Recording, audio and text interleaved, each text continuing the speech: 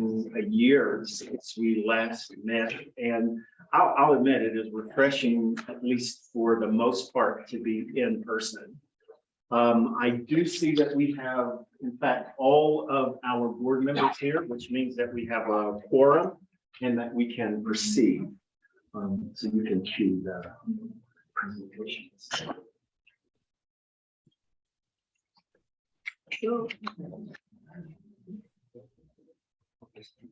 Okay, so I think I know everybody here. I see all the familiar faces. I am Brian Gibson. I'm the Chief Global Officer here at the University of Utah, but for the purposes of this meeting, I'm the chair and the UAC NPO president. And so I'll be presiding over the proceedings as we go forward. And just to let you guys know, I think we shared most of this, shared it with most of you, and it's also been posted on our website. Terrible clickers. I always go in exactly. I always go in the opposite direction. But just to let you guys know that this is going to be for most of the day. There'll be a series of presentations, most being about a half an hour. We're going to encourage you to be interactive as possible. So you get, if you have any questions, you can do that during individual presentations. And there will also be an open section, which we really hope, especially now that we've got most of the people here in person, that we have a lot more interaction than we would typically have in just a regular Zoom meeting. And also we have lunch. And so we're going to be playing some videos and things during lunch that will be very interesting. I hope to, guys. Whoops, it's always going the wrong direction. And so we're going to do some introductions. I think we know everybody, although there are a couple new board members. So I'm just going to go from left to right. We have Chase Haygood, who is the Associate Vice President for Academic Affairs and the Dean of Undergraduate Studies. You have yours truly. You have Jay Lee here, who is here in person at the table. Jay is very much a friend of the University of Utah and an extraordinary friend of UAC and an esteemed member of the bar in Korea. We have Mike Hartman, who is really the grandfather of UAC and has been extraordinarily kind in helping me in my role here. And so we're very fortunate to have him on the board. We have Kathy Anderson, who is, I always tease her because she's on vacation somewhere in Maine, and I vision her in Cabot Cove with Angela Lansbury and all of that. So she's the only board member who is not here in person. Then we have Martel Teasley, my boss, who is the Chief Academic Officer and the interim Senior Vice President for Academic Affairs. We have Lori McDonald, who is the Vice President for Student Affairs. And we have Aaron Rothwell, the interim Vice President for Research. So again, welcome everybody. And this is well, I'm going to show you the org chart actually, for those of you who are not familiar. There we go. Come on, see, it hates me. I'm just going to do it this way. Still not wanting to cooperate. I mean, I'm going to start taking it personally. You may want to just say it, right? Yeah, maybe. Exactly. So it's not just me. Here we go. And this is just a graphical representation of the operation at UAC. So you've got 30 individuals, more or less, dedicated to making things work at UAC. And just to put this in perspective, we have more students than several of our colleague institutions. in Songdo, and we have a fraction of the staff. So in terms of just the level of efficiency, it is really something to behold. Yeah. Thank you. And just to remind everybody about the mission of the university, which also dovetails with the mission of UAC. And we have a lot of guiding principles and many different lists of visions and priorities and goals and all those, but they're remarkably similar. And they all revolve around ensuring student success, promoting vitality, engaging communities where they are. And that's really at the core of the UAC mission. And in terms of global engagement, where UAC fits in, and I always like to use this graphic, that global engagement roughly operates in 4 functional areas. One is student mobility, and that's either bringing students here or sending students out. And UAC, obviously, you have both those dynamics. The globalization of the curriculum, which is also a major focus of global engagement, is also at the core of UAC's focus. And of course, presence, that's actually being there. And UAC is really the spearhead of an effort on the part of the University of Utah to create opportunities around the world for scholarship, for research. You go. And where UAC fits into the global engagement family, it's ensconced really right in between the core of what we do out of this office in terms of supporting our international student and scholars. And that's really a focus on exquisite care of those students and creating opportunities for our students here to go abroad. Our Asia campus plays a vital role in that. And the University of Utah Asia Campus vision is enabling students to experience the world and inviting the world to the University of Utah. And the great thing about UAC is it is a proving ground for what we are going to potentially do in other parts of the world. We created and we're perfecting a world-class teaching and learning environment. And it's the first of what we see are a number of platforms for exploring innovation and scholarship in a different cultural setting.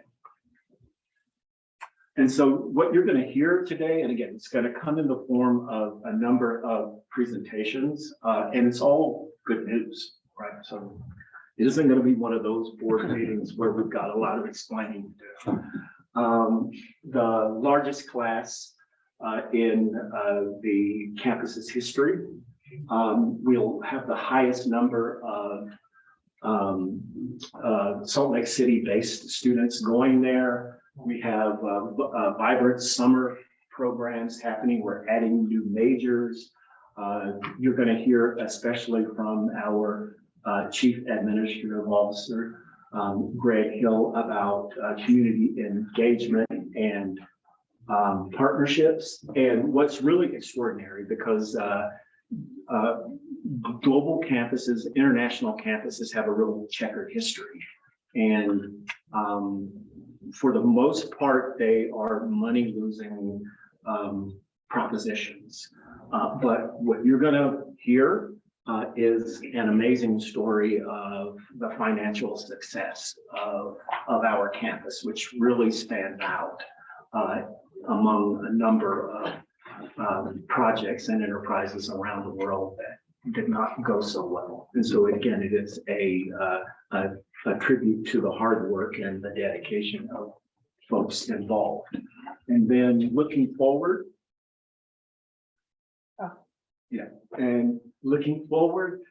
We are wanting to have even higher enrollment goals. We want to engage a much wider range of academic units here at the university.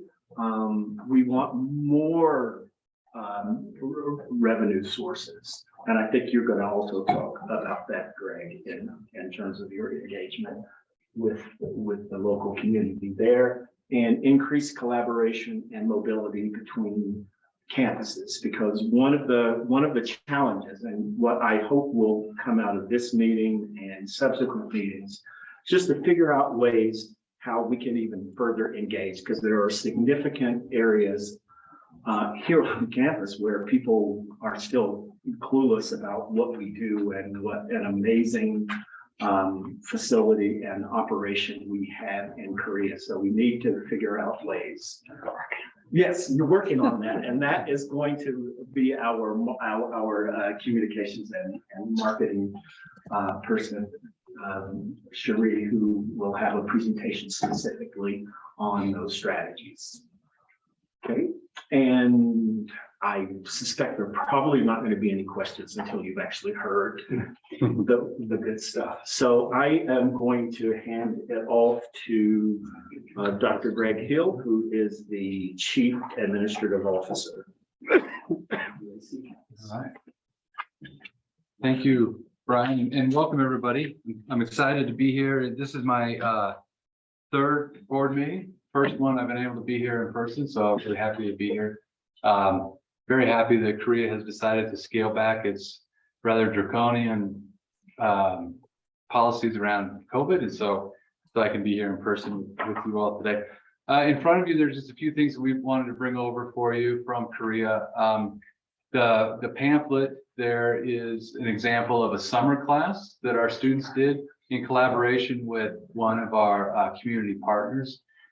This was an art class. Really, when you have some time, you take a look and have a read. It's just an example of one of the community partnerships that we've done, and I'll talk some more about some of the other ones in a minute. But you know what, Savannah, I think I can probably run my own clicker here. Okay. I think You're going to show off. I'm going to give it a shot. I'm going to give it a shot.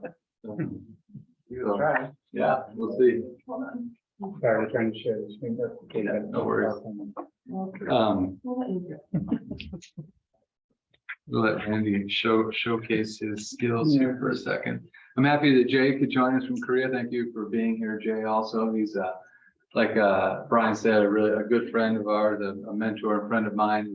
He's been able to open up a lot of doors for me as I go around and meet people in Korea. I'm really happy to be here. Thank you, Jay. Also, like Brian said, University of Utah alum, and he's been really good for us. So You could be here. good. Oh, sorry, I gotta get back on your screen. There we go. Okay. So today I'm going to go through four things. We'll talk first about some programming, and then some new faces that we have on campus. We'll go through some of the highlights over the past year, and then some of our community engagement activities. So let's see, we're still working. Sorry. Go ahead and click that. Anyway. Perfect. Okay, so in an effort to be as responsive as we can to this generation of high school students that are global in our Korean markets, and the fiscal responsibilities that go with the University of Utah Asia campus, we're constantly looking for ways that we can evolve in our ever-changing scene. In this past year, we made a couple of significant programming changes. As you may know, the UAC, the Korean government through the Ministry of Education, has imposed a set of quotas on the University of Utah Asia campus. So we have overall enrollment quota of 1,100. We have annual enrollment and quotas for new enrolling students, and then each program has a quota. And so as we think about and try to manage those quotas, we have to constantly be looking at what we're doing. And we last year we introduced the electrical and computer engineering program. We've had a tremendous amount of interest in that program, as well as most of our other programs. And Randy's going to talk more about this, but in reality, we are in fact bursting at the seams when it comes to our annual quotas and our program quotas, which again, we are really excited about. in an effort to make sure that we have space for these expanding these high performing programs. And as we've introduced 2 new programs this fall, we needed to take a critical look at our existing programs. And due to this unsustainably low enrollment semester after semester, we made the difficult decision to stop offering this civil and environmental engineering program at the Utah Asia campus. We went through an exhaustive process with the existing students to make sure that there was no harm done with them. We worked closely with the Korean government to make sure that was okay. But doing this has allowed us to redistribute those resources to our high enrollment majors, which in the long run will continue to strengthen the University of Utah Asia campus. So this fall, I'm excited to announce that we are offering 2 new majors, accounting and information systems. And then we're offering a minor degree, or we're not actually offering this minor. This is a minor degree that has come to us each of the last 2 summers, an integrated minor from information systems. And I've got a video to show here. Let's see if I can make it work about that experience. And I think this has been something that's really been, but right now I'm going to try and see if I can, I think it's already up here. Right here. If I click on this, will it work?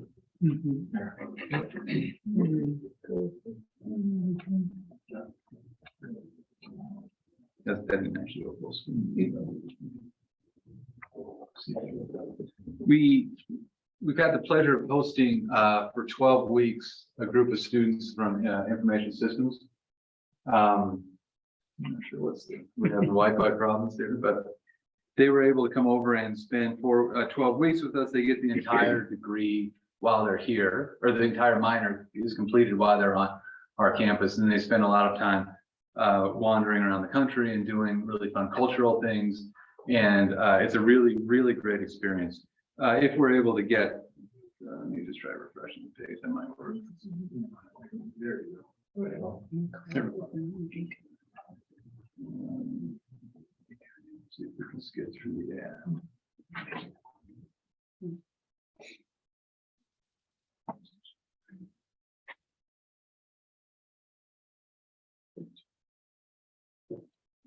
It's going to be our experience all day today. Yeah, we'll probably do it as well. Yeah, that's okay. We'll make the video available to you later, but or we'll show it during our lunch period. But it has been a real treat to have them here with us, and we've been able to really generate a lot of interest, which in the long term I think generates interest in our the major that's starting this fall. So the way the process works is we have to go through this whole process with the Korean government, and we didn't even get it approved until spring. So we didn't do any recruiting for it, and we still ended up with 10 or 11 students. Ryan's going to tell you for sure. So we're really excited. The next thing that we're excited to do is we're going to introduce, starting in fall of 2023, we're going to make a proposal to the Korean government, Ministry of Education, to bring the entertainment arts and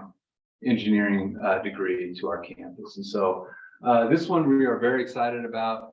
I'll talk a little bit more about it as we go along, but we feel like this is going to be a game changer for us with respect to enrollment and bringing a whole bunch of our programs together. That's games. Yeah, that's our gaming program. Correct. Yeah. So we had some faculty turnover, as we do every year. We've got some replacement faculty here. We've had so much interest. We hired a full-time exercise and sport science fitness faculty member. We actually hired a full-time Korean faculty member because we're having so many more students come over from Salt Lake and they want to take Korean classes. And so we hired a full-time Korean faculty member, and those classes are going really well. And so we were able to add 2 faculty. So we have 3 full-time faculty in our electrical and computer engineering now. So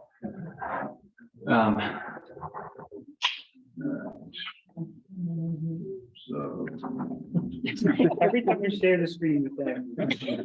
I won't click off. I want to show those. Okay.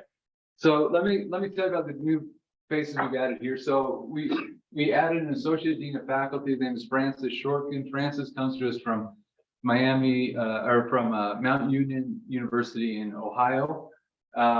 and he has a very engaged and deep global background. Francis has dual citizenship. He was born and raised in the Grand Duchy of Luxembourg and has dual citizenship in Luxembourg and the US, and spent time in Singapore and other places. And I asked him what one interesting fact about him was, and he said that he speaks 4 languages, which is exciting in any case.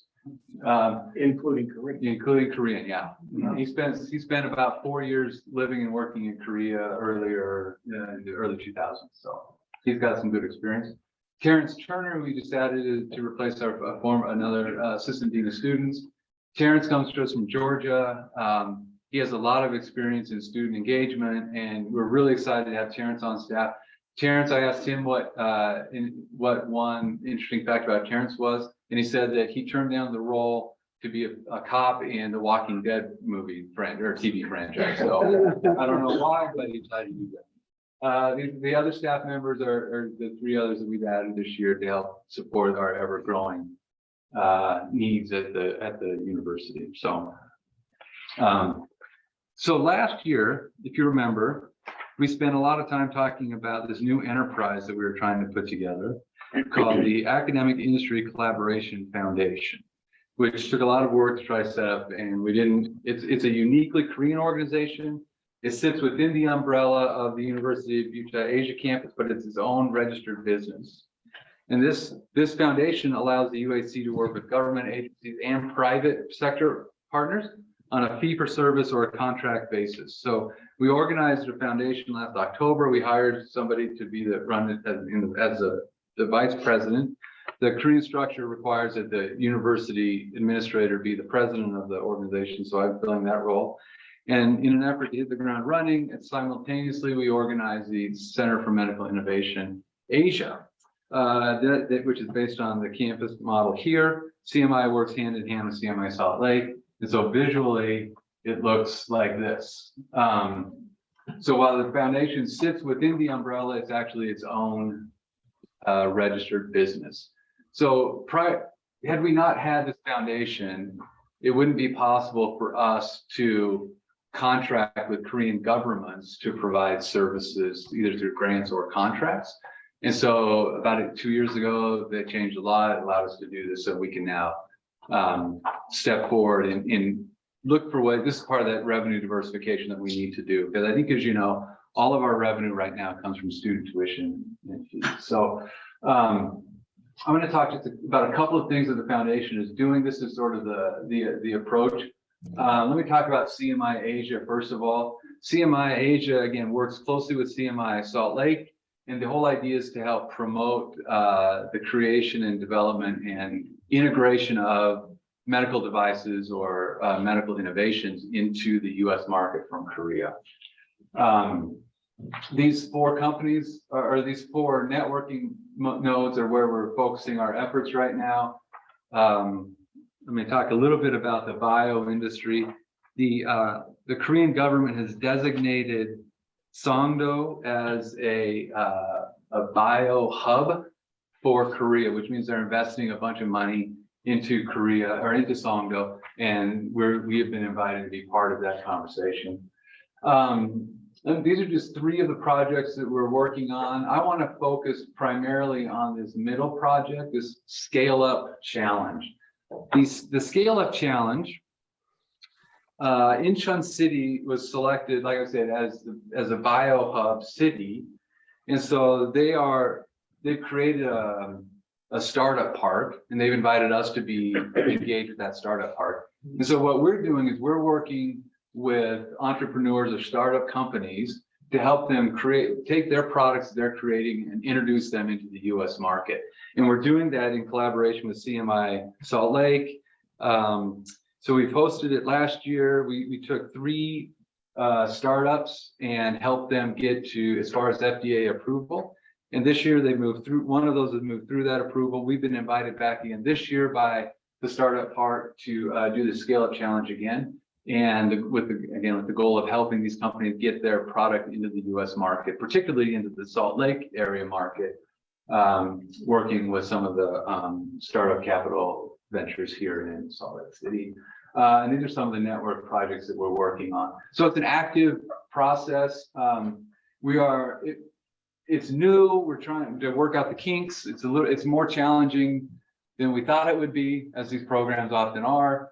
But we feel like we're heading in the right direction on this.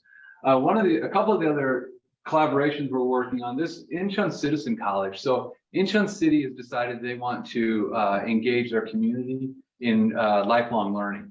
And so they invited the 4 universities on IGC's campus. 3 of us agreed to do it, to offer some courses. So one of them is a business course or an entrepreneurship course. And these are open for Korean community members. So we have their Korean faculty are teaching and they're taught in Korean. And then one of them is from one of our communication faculty, Jae Hyun Jung, is teaching the pop culture and media research. So this is really good. And it keeps us engaged with this Incheon City government, which we think is really important. They are a partner, someone that we need to keep close, and so we're engaging with them regularly now. The IFES Foundation, IFES, as you know, Incheon Free Economic Zone, is one of our regulators. We're working collectively with them. They are talking about providing an annual subsidy for the foundations, this is new information as of about a week ago, on a scale of about $250,000 a year. So we're excited about that. I don't think I've even told Rob near about that money yet, but we're not in pens, we're not inked in yet, so we'll see. But we're talking about some support for the foundations through IFES, and then we have the BioHub thing, which I mentioned a little bit earlier. I'll go through this. This is our team in Korea right now. Let me talk about some campus highlights. Can I ask a quick question? Yeah, please. It's Erin Rothwell. So on your startup challenge, if you go back 2 slides, I think that's a very interesting concept, the scale up challenge, right? And is there any type of collaboration with students on UAC with the development of some of these products? Because I'll just get to the point, right? Like, if we want to build these positive relationships, but if your main source of income is tuition only, there could be opportunities for small licensing fees that could help reinvest back into that community, not for profit, but to help expand that spirit of entrepreneurship. And I don't know it gets really technical, right, with international law and stuff, but it's just something to consider. Yeah, thank you for that, Erin. I appreciate it. At this point, the startup has not engaged students other than through research or through support through the foundation. However, one of the long-term goals of the foundation is to work with Salt Lake and we're hoping to create a bench-to-bedside type program in Korea with Korean companies working with our students and with other students in the Incheon area. So it's on our radar. We haven't done it yet, but I appreciate the feedback, and we'll keep it on our mark. Greg, if I'm yes, this is Florian. Good morning. If I may chime in there as well. One component that is really, really important in the electrical and computer engineering program is that we're trying to make sure that students get exposure to real world projects, both with our industry partners as well as with research teams, which tend to be quite applied in electrical and computer engineering from day one. Now, during their last summer school visit, we'd already discussed helping to establish those things. I see clear potential for synergies here. In addition, the entrepreneurial activities are something that are starting to permeate beyond the College of Engineering entrepreneurship program, quite a lot of our classes. So I think we need to have a separate discussion, is the main message here, to review how to best leverage that and to make sure, right now everything is focused on having the students coming from South Korea have opportunities here early on and to hit the ground running. I think it is not a bad idea to try and create links with local Korean companies as well and sort of figure out how we create those opportunities, because in particular in year 1 and 2, it is not really trivial. We've found a way, I think, to make that possible. But if there was a way to interact with some of the local companies and there's a separate research park there, why not use our blueprint here that we're using help establish that and make it a little easier. Anyways, just was very glad that Aaron raised that, and so I was adding more momentum to that. Thank you, Florian. Yeah, and Randy's gonna talk about our Center for Internships and Career Development a little bit later on. Those are all excellent recommendations and things that we will certainly continue to engage in. One of the areas that we are focused on, I think both Randy and I are really focused on giving our students experiential learning opportunities. And if we can engage them with these startup companies, one thing that's a little bit unique about the Korean culture is that startup companies, the startup mentality is relatively new over there. A lot of the mentality has been to work for some of the big companies traditionally. Our students wanted to do that. So this is an opportunity to expose them to some other career opportunities as well. Other thoughts or comments on this?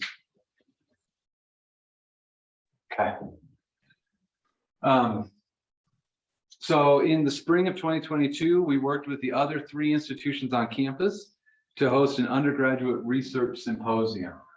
2 years ago, we started something called the Undergraduate Research Opportunities Grant Program, which provides research opportunities for students and mentor/research opportunities for the faculty. And this year was our first our second symposium, but our first sort of large scale symposium.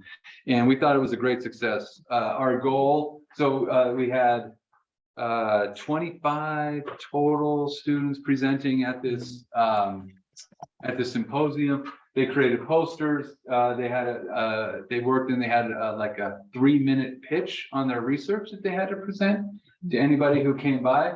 And then there were about 10 people who were going by and judging on different criteria. And we did it in conjunction with our commencement ceremony this year. So we had a lot of our University of Utah folks who were able to attend. We thought this was nice, but next year we want to do it a bigger scale. So we're working with IFES and IGC to hopefully provide some financial support for next year. And I'm working specifically with IFES to allow our students to place their research inside the G Tower, which is the IFES sort of home tower in downtown Songdo, where all the international companies come and do most of their work. And so as of spring 2022, the total number of research grants awarded to our students is 38, with about just almost $13,000 in funds distributed. So our students who are interested are having opportunities to do some of their own research, and we're funding that through our budget. Hello? Yeah. There was one hand up from Chase first, and then I have a second hand up. I couldn't find it quickly enough under the Okay, sorry, I don't have the pictures on the screen, so I'll look over here. Okay. I can check. Okay, Chase, yes. So I'll just make a really quick question and request. And maybe it's already happening, of that really tight integration or conversation around some really, I love to see that and I'm sure Aaron Rothwell does as well, the undergraduate research happening on the Asia campus. That connection to the Office of Undergraduate Research and certainly Aaron's office as the VPR, but making sure that those folks, and maybe they already are, and if so, fantastic. If not, how can we make those connections better to make sure that we all know the kind of activity that's happening in supporting students through a high impact practice of undergraduate research? So a big thumbs up, and how can we do more together? Yeah, I'll use that as a segue. Me again, sorry. All right. I feel a little bit like in first grade, where I'm sort of slightly annoyed, hyperactive child in the first row. Anyway, it never goes away. My wife still insists that I'm 5 years old. So couple of observations. One of them is we will need space for research projects to be done. Just like the clinics and projects we do here, we have dedicated lab spaces where people can have setups for experiments and work that does not have to be torn down every time at the end of the class. So that is something to plan for and think about. They don't have to be massive. We can help with how to align those. We can even provide additional resources from the Salt Lake campus to supplement whatever UAC can support. Very interested in doing that. We need to have a conversation about it. Secondly, I wasn't aware of that undergraduate research program. How much funding are you providing? Because we tend to use either funded research here, Euro programs and others.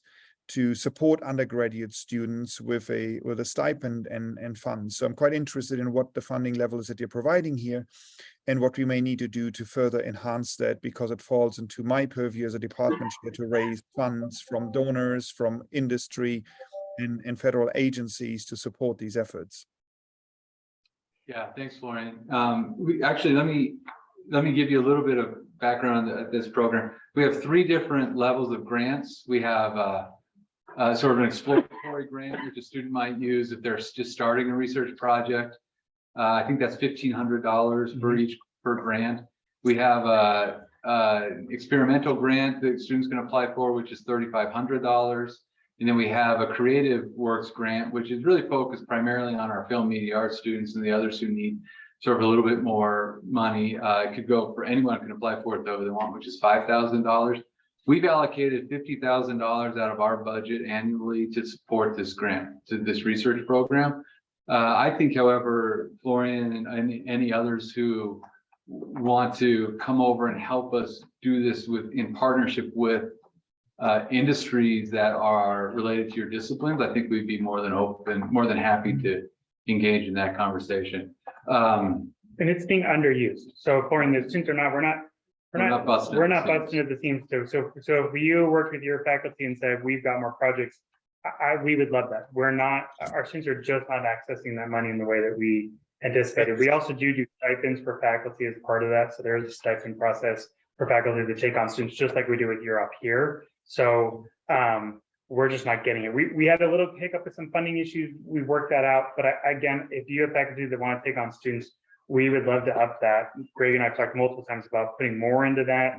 But as we said, we have $13,000 that was done this last year when we allocated $50,000 for it. So there is money on the table that's just being left there. Great, thank you so much. Yeah, let's. Who's taking minutes and then following up on that? Because I would say let's set up a call to review this. We've used that summer school to connect students already with faculty on potential projects. And I think we can activate that very quickly. And I think we'll quickly get into a situation where we might want to grow that. So I'm very happy to hear there's actually untapped fund. That's a first. I think the other thing, Florian, is if you wanted to bring your nano lab on the UAC, we would love to have your nano lab on campus. I mean, just saying in terms of lab spaces, we could carve out some space in the building for you. Okay, let's start fundraising. Other thoughts on the undergraduate research? No. Critical, do more of that. Yeah. Okay, so let me talk about our advisory board. Just very quickly, we're still working with our advisory board. They're helping us on projects. This is the founder of the Mega Box movie chain, the movie theater chain. He's helping us with the gaming program. Professor Donghang Lee is helping us with some of our clinical trials and support through Inha University Hospital. And again, we're working with our IFES partners to meet together and continue to build support there. We have not been able, because of COVID, have not been able to have a full meeting of everybody together again. So hopefully next time I'll be able to show you a different picture instead of the same one I keep showing year after year. We were really excited to have commencement again in person. We had a record-setting 92 graduates in the 2021-2022 school year. We were extremely happy that South Korea again simplified its entry requirements that allowed a lot of our Salt Lake City colleagues to attend in person. So I'm going to go through a few highlights. I'll go through them relatively quickly on community partnerships and engagement that we've done. One of the most sort of exciting things that we did this year was we hosted the president of Costa Rica. We developed a relationship with their embassy, and we're working on a partnership with student exchanges. And the president was going to be in town, so we were able to host him on our campus, which we were really excited about. We signed an MOU with them, and this is provided us a lot of media attention both in Korea and in Costa Rica, as the president's media team also was there. And let me just also chime in on that, because we say it's our Asia campus, and it absolutely is our Asia campus, our campus in Asia, but it is a global presence. And so we're looking at for students all around the world to come to UAC to have that unique experience, get a University of Utah education. It's not just Salt Lake students and Korea students. This was a really neat event that we did. The UAC tie-dye cultural event with ethnic Korean Russians. During the Japanese occupation and then after World War II, there were a lot of Koreans that were displaced into Russia. And so many of them have now returned, but they don't speak Korean. They're sort of an underserved population. And so we were able to host a tie-dye event using traditional Korean tie-dye techniques with our international students and these ethnic Korean Russian children from this village. And it was a really neat experience for everyone who was involved. Nobody could really communicate with each other, but it was so great to see our students over there helping these kids and seeing the kids just having a really neat experience to get some of that Korean culture that they haven't been exposed to. I'm not up on my Cyrillic, but these were some of the notes that we received from the parents and thanking them for the experience. And then some of the people that were in attendance, our new mayor's wife was in attendance, former city council member and president of Indiana University. So not only did it help that population, those students, but it also gave us a chance to interact with some of our community leaders. We hosted a jazz gala concert and fundraiser for Ukraine. This was an incredible event too. We had about 500 people show up. The music was incredible. We raised about 5 million KRW in support of the Ukrainian cause. We did this in the spring, it was shortly after the war.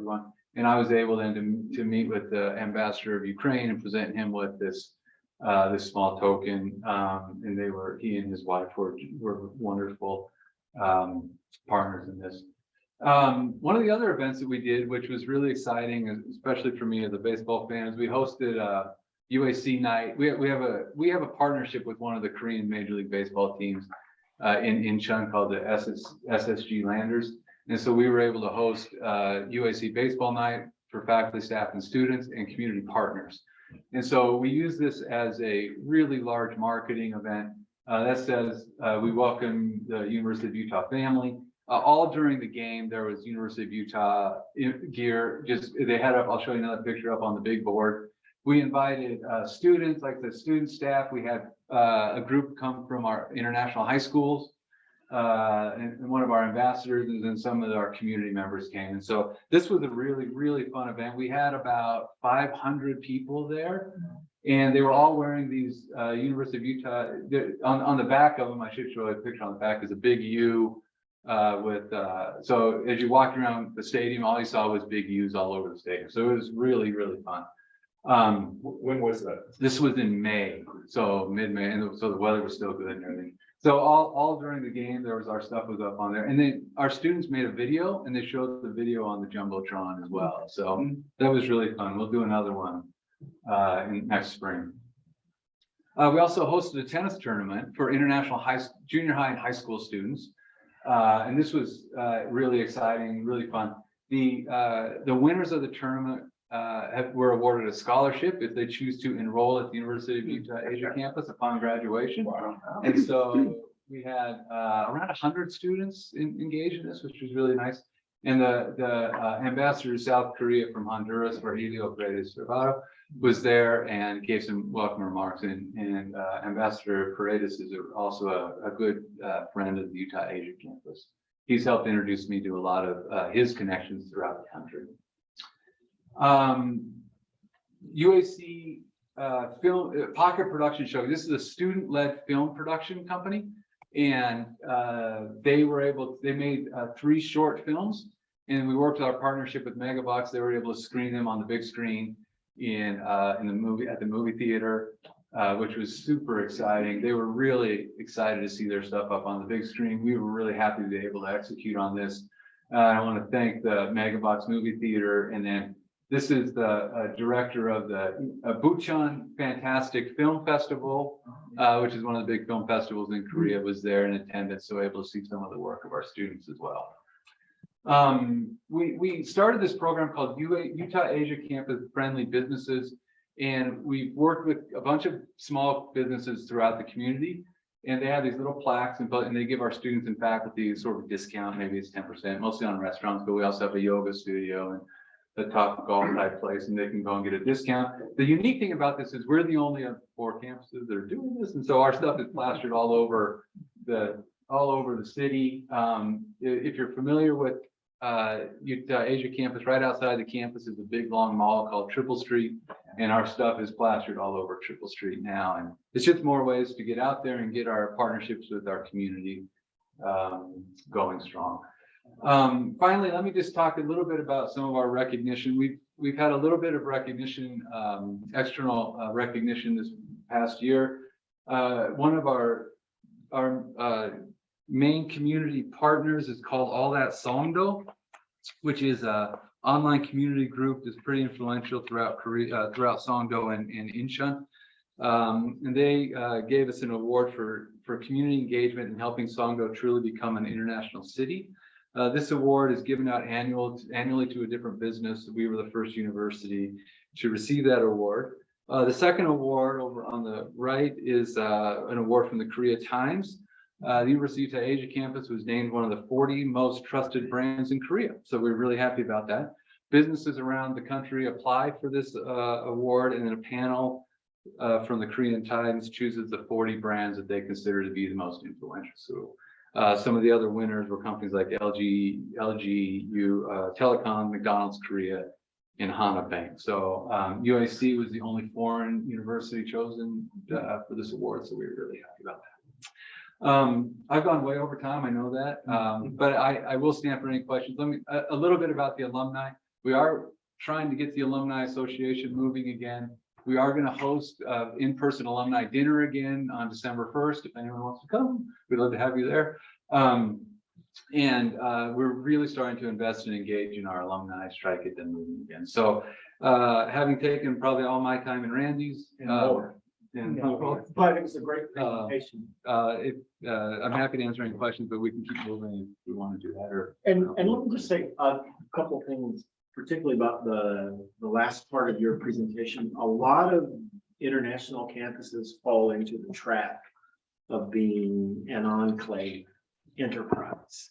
And so if you want a clear illustration of what community engagement looks like, those last 6 slides are exactly that, because a lot of schools, and I would say probably the lion's share, if not even the vast majority, take a very imperial approach to this type of thing. So, so good. Thank you. Excellent. So I'm going to move on to our next presentation from Randall McCrillis on student affairs. Well, could I interject for a second? Sure. Thank you. This is really well received, and I really hope that one day we could have a nexus between both sets of students, undergraduate students doing research. But the community engagement you're talking about meets President Randy's notion of social impact. And the other thing that I see a big thread of is this notion of the entrepreneurial university, which is really what the U is moving towards. And we have some of that going already, which is a different direction for universities. So I just like to keep that theme in mind as we go forward. Thank you. And if I may just add, because on this campus, as we all know, we have the Banyan Center, which exclusively is engaged in community engagement learning. I think it would be fun to actually get them involved, and therefore students on this campus would also be working with students over there in terms of sort of cross-cultural engagement. Yeah, I was thinking about how we could fund that from my office, but then I thought I would have to pay for it. So There's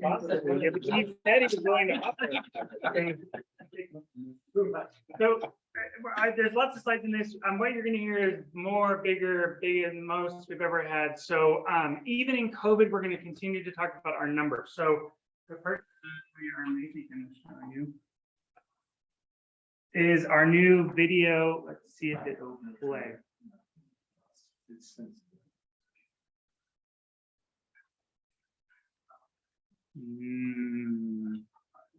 share maybe you displays this afternoon.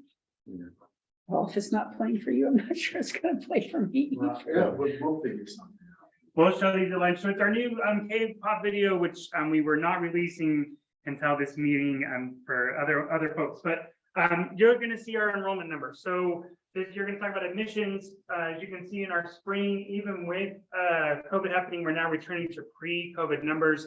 If you're not aware, Korea was still pretty much locked down last year. So even though other places have started to open up, we were still talking about online classes, about not meeting in person, but that wasn't impacting much of our recruitment. So our total submitted apps for spring was 261. Our total matriculated was 134. We always have melt, so we get deposits and then we have that melt rate that's about 10% for our campus. The fascinating thing is that you'll see our fall number, and this is the first time ever where we have actually surpassed our spring number. So if everybody remembers, spring is always larger because we have the Korean intake in spring. That's when our Korean students enter into the university, followed our US students. We are now larger in our fall numbers than our spring numbers. So we had 148 deposits this fall with 132 enrolled. It is also our #1 largest international group. So we've been really pushing for international. For us, that means non-Korean. And our largest group is US.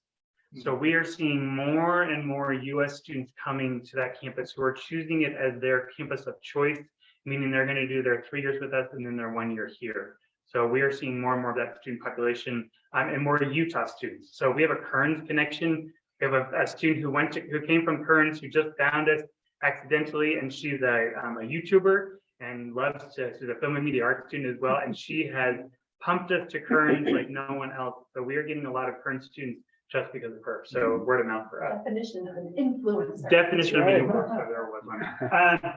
And then the other thing that just happened, we are also the only sponsor, as we said, of KCON. So KCON is like a K-pop festival that happens in LA. We are the educational sponsor of that. There were 175,000 people that descended on LA. And so the video that I was going to show you got shown every time there was an intermission between acts. Our video and Toyota's videos were the only 2 videos that were shown. The person that runs KCON is a Utah alum. So she happens to like us a lot, which is great for us. But we pay for that, and she's continued to say we will continue to be the university sponsorship. So she offers it up to us first to recognize that. What's nice is that we're getting brand recognition at that. We're getting a lot of folks from Utah who show up there and say, I'm aware of the campus. I've seen you here multiple times. I'm excited to apply for that. So we are getting brand recognition outside of Korea. Oops, wrong way. These are just some images for you to see. This is our current incoming class. So if everybody remembers from years ago, we were showing you our first class where they all fit on top of the building and there were 13 of us. That's what 132 students is starting to look like. So we are outgrowing our space. We are finding it's hard to find a space to host just our incoming students. This fall on campus, we have 513 students on campus. Last fall on campus, we had 439. And so again, we're getting bigger and bigger every time we turn around. We continue to add students. Oops, doing the same thing everybody else is doing. Thing we say about marketing and public relations is it is getting solid. I mean, our name is getting really well known. We have brand recognition. We're getting noted in major publications across the board. Our Instagram, our YouTube following has gone up significantly this last year. And then our visual assets, we are continuing to see hits on what we're putting out there. So at lunch, we are going to show you a variety of our YouTube things that have gone on with our international students that have come, some of our baseball program. We're going to show you some of those. Those are continuing to get more hits than we've ever seen before. The secondary thing is around our public relations. We've highlighted in our press releases, they're getting picked up in ways we haven't seen before. So we did have individuals who came here this summer. One of the individuals was from one of our major newspapers, and he came to do the story. He is now the press secretary for the president in Korea. And so again, it's our connections with the individuals that we've been able to build are getting us more of that awareness across the board. And so we have an amazing and phenomenal team. Sherry's going to talk more about public relations and marketing a little bit later. But you can see the increase there is getting us where we need to be. If I continue, personally. The other thing that's been happening on our campus is in terms of mental health, we are seeing more and more students accessing mental health. So it's a 45% increase from last year. And so we're at the point now where we're needing to add a second counselor. And we're going to be really intentional on what we're looking for around that second counselor. We're going to share that counselor with GMU, so we're each going to have that counselor 50% of the time. So we'll actually have a full-time counselor just for us. But that'll give students choice. Right now, they only have one choice, and that's Jan. And so if our students are not connecting with her, there isn't additional choice for that student. So now we're going to at least offer them 2 individuals to choose from. Number one across the board is still anxiety. Anxiety and depression are what our students are coming to us for individual counseling. And that is what we continue to see and will continue to see. The other thing that we would tell you is that, again, where you're seeing is our 20 international students compared to 58 international students.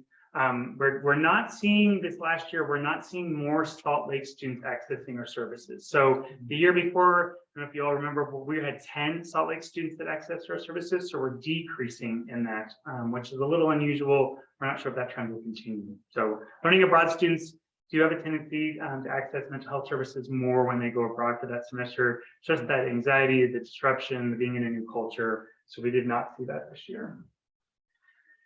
As Greg's already said, current internship development center, we are pumping out programming. So the biggest thing that I will tell you is that we had 2 times the number of off-campus internships for students. We have 63 off-campus internships this year. The best part is that we're increasing internships in ways we haven't before.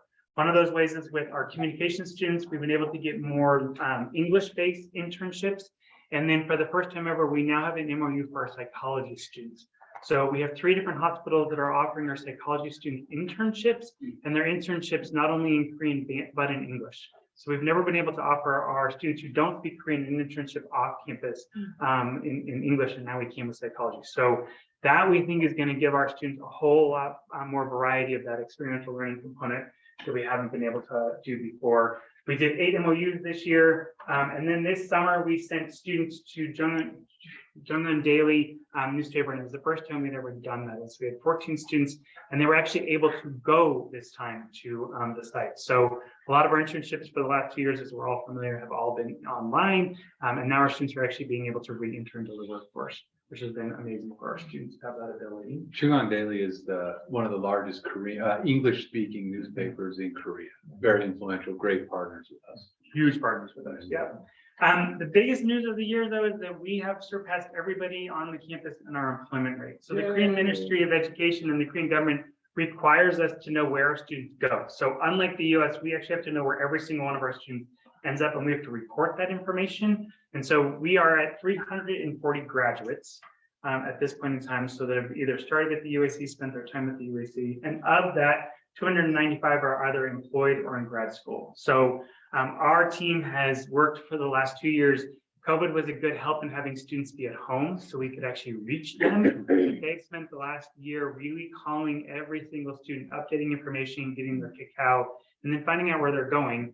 And you can see these are where our students are working or going to school at this point in time. And so we're proud of that number. It's huge, 87%. A few years ago, we were under 50. So to be at 87 now, definitely speaking to that brand recognition for us. Randy, how many staff do you have helping you? We have 1, and now we just added a second. So we have 2 career employees, we have 2 career services folks. So Jacob just started a couple months ago. And so again, that was all built on John. If you ever interact with John, he's coming to this campus in October. He has done an amazing job for us around both serving our students on campus. So doing that career development, recognitions on resume writing, interviewing, and then doing the whole other piece of going out and getting internships. And so we've split that. He's going to go out and get our internships and build those community relationships. Jacob's going to then manage our students. So yeah, 2. I mean, 1 really, now you've added a second. Very, very brief comment here from ECE, or again, we sort of have about a 99% employment rate of our undergraduate students. So with ECE growing, people are desperately looking for electrical and computer engineers, both here as well as in Korea. You can see this going up. The more we have these disciplines in there, the more you're going to approach to pretty much everybody has multiple offers before they're done, which is really nice for the students. Yeah, and where we're growing with you, Florian, is really around internships. The team has been doing an amazing job working with our folks on trying to secure more internships. And again, it's more internships for folks that their primary language is English. And so we're seeing that increase as well, which has been awesome for us.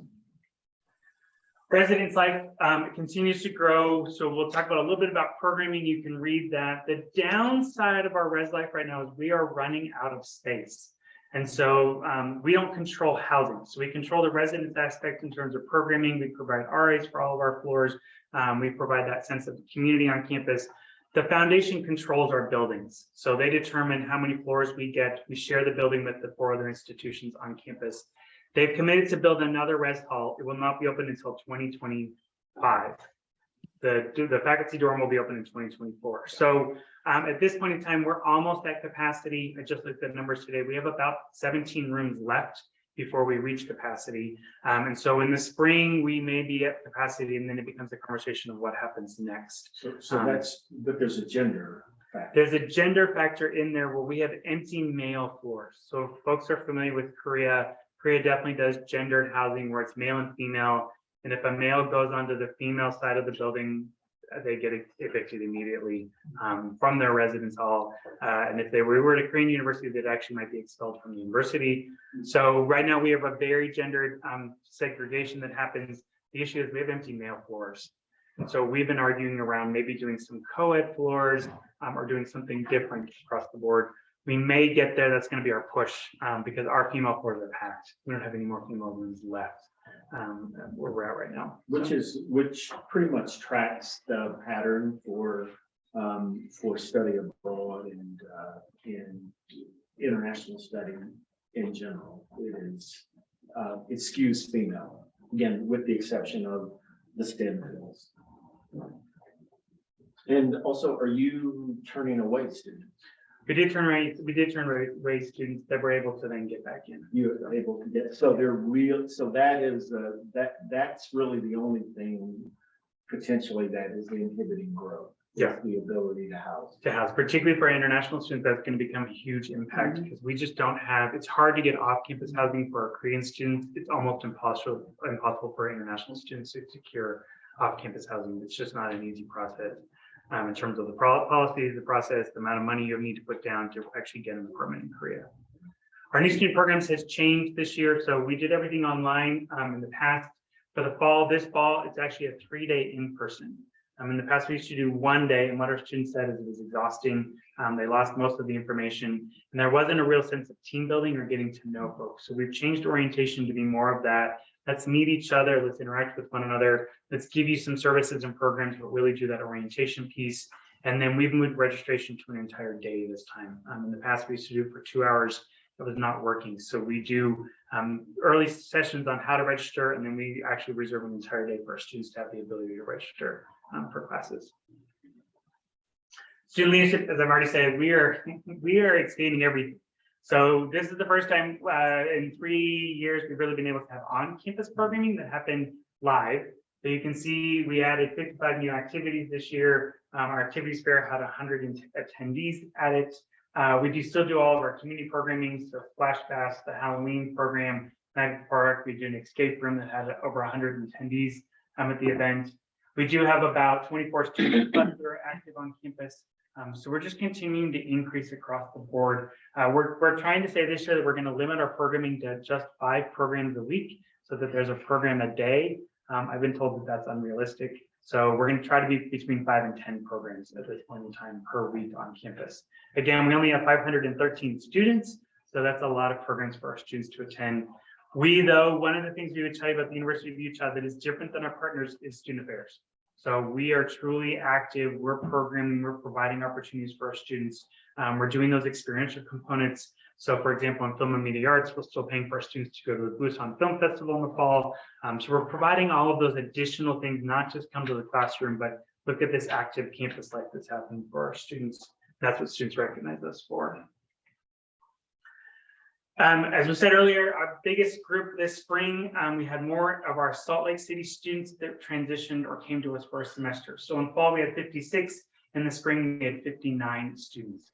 We anticipate that to go up even larger. So Global Leap, which we talked about before, which is where our students spend their first semester of their freshman year here, and then they spend their spring semester in Korea. Last year, we had 24 students that went. This year, we're going to have over 30. So we have over 30 in the class right now who will go. So we're going to see that number also continue to increase. And then as more of our students have gone abroad, so we've had our integrated minor that went abroad for the last 2 years, those students are coming back and telling their friends that they should go. So it's that whole belief that we've been talking about for a long time is if we could get more students to go on these learning abroad experiences there, they're going to come back and talk about it, and we're going to continue to see that increase across the board. So we would love to see that number get higher and higher. We would like to beat GMU's number, which is closer to 75. So our goal is to beat that and surpass it very soon. Because again, it's an international campus, and the more international the classroom is, the better it is for everybody across the board. This is the one everybody wants to look at. So we'll spend a couple of minutes on this. This is our new students. And so if everybody is aware, our goal is to try to keep our return on investment, or what we anticipate to make per student, to be about 8,500. We were getting higher and higher, and then COVID has definitely impacted that ability across the board. And so we are aware that we're needing to provide more scholarships for our incoming students to be attracted to the university. So for spring 2022, you can see we originally had 123 incoming students, and we're, with everything that happens with our students in terms of scholarships, we were at 8,756 on average per student. So our new student tuition only was 2.25 million on incoming students. Then this is our overall where we're at in terms of tuition revenue. And so as we talked about a couple years ago in fall 2000, or in 2019, we added some more additions to our classes. We started to see our numbers start increasing. We anticipate that we're going to be similar to these numbers moving forward. So we anticipate that after this fall now, our numbers are going to be in the 500s and closer to 600 across the board.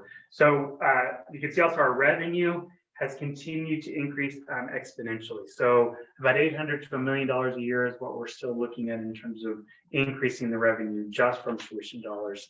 The big impact this year is going to be the KRW USD conversion. So a year ago it was 1,100 roughly to $1. Today it's 1,350 to $1. So in terms of US dollars, that's $1,000 more each family has to come up with to pay us. So if it's $10,000, they're really having to pay us $11,000 for conversion rate. We only accept dollars, so we do accept everything in USD. And so our Koreans are having to translate their Korean won into dollars, and it's going to cost more. So we are looking at what that impact is going to be. We're not seeing more need for aid though, which has been interesting. So we do a Dean of Students grant and aid, and we only have 3 students that have applied thus far. We've advertised it a little bit more, saying if you've been impacted by the exchange rate, we do have some extra resources for you. Our students are not taking us up on that. But the flip side of that is your expenses are in won. Expenses are in won, And yeah. they're paying you in USD. right? Yes, we're making, the university is making money in another way. Yeah. We have, and Rob will talk a little bit about this. We did make the commitment this year to move all of our faculty and staff into US dollars. So we were paying some in won and some in US dollars. And we agreed that we need to pay everybody in US dollars. The issue was, as the won was doing worse, our employees were actually making less in terms of when they started than they were this last year. And so we made the commitment. We used a conversion rate, spent a lot of time talking it through, but we made the movement to US dollar for all of our employees, and we will only pay in US dollars moving forward. It also became an equity issue when we were trying to compare salaries. It was hard to compare salaries when someone was in US dollar and someone was in won, saying, what's the difference here? So makes it seem cleaner and simpler for us across the board. It did impact us. Rob will talk about that. I think in terms of the finances, it did impact us about 160,000 to pay in US dollars. So as Brian talked about earlier, one of the things we have never done is set an enrollment. So we've always done our admissions enrollment. We've always managed that and talked about where we want to be in terms of growth, but we've never said this is the number we want to see on campus. And so that's being driven by a couple things. Number one, our retention is good, but it could be better. And so that's one of the big drivers for us. So this spring, we are targeting that we want 565 students on campus, fully enrolled. And again, this fall, we have 513 enrolled, and we anticipate that we can get there easily. 565 with our also 513, if we average about $8,200 per student, will get us to our budget number that we want to hit for next year. So for this year, we want to hit about 9 million in revenue this year. So at 565 plus 513, we will hit that revenue number. It's going to be a mantra you're going to hear us talk about. We're going to talk about with staff. It's going to be across the board around are you having that conversation with students about returning? Are you having the conversations about what can we do better? So we're also going to launch a survey this fall that's going to ask 2 questions. One, what keeps you at the UAC open-ended? And the second one is, what is one thing that would make you leave the UAC open-ended? We want to run it this year as an open-ended to see what we get. And part of that is we want to know what we're doing well and how do we replicate that? And then we want to know what are the barriers for our students. And we just want to know how do we decrease that? And we want to see what interesting feedback we can hear from our students about what's keeping them and what might send them away. So in terms of retention though, that the demographics dictate that largely, that it's a Korean student phenomenon, more so than international. Yeah, I mean, our men do still have to do their military service, so they still have to do 20 months of military service. That's mandated. We still have more female students than male students. And then there is a Korean phenomenon about I need a rest semester that we don't necessarily see here in the US. So a lot of our students will just say, I'm going to take off next semester because I need to rest because I'm exhausted. And so they'll take off a semester. They come back, though. Our retention rate is still 91%. If you look at our 6-year retention rate and graduation rate of our students. But we've just never had the where do we want to be on campus conversation before. And so we're having that with faculty and with our staff, and particularly with our staff around, are we serving our students' needs? Are we getting them in the appointments they need to be in? Are we getting them in our advising appointments? Are we meeting them where they're at? So that we can just see that number go up across the board. So Where are you going to put the, in terms of relevance, where are you going to pay an extra 52 students? don't ask me that question. There's a lot going, so there's not an overall shortage of rooms.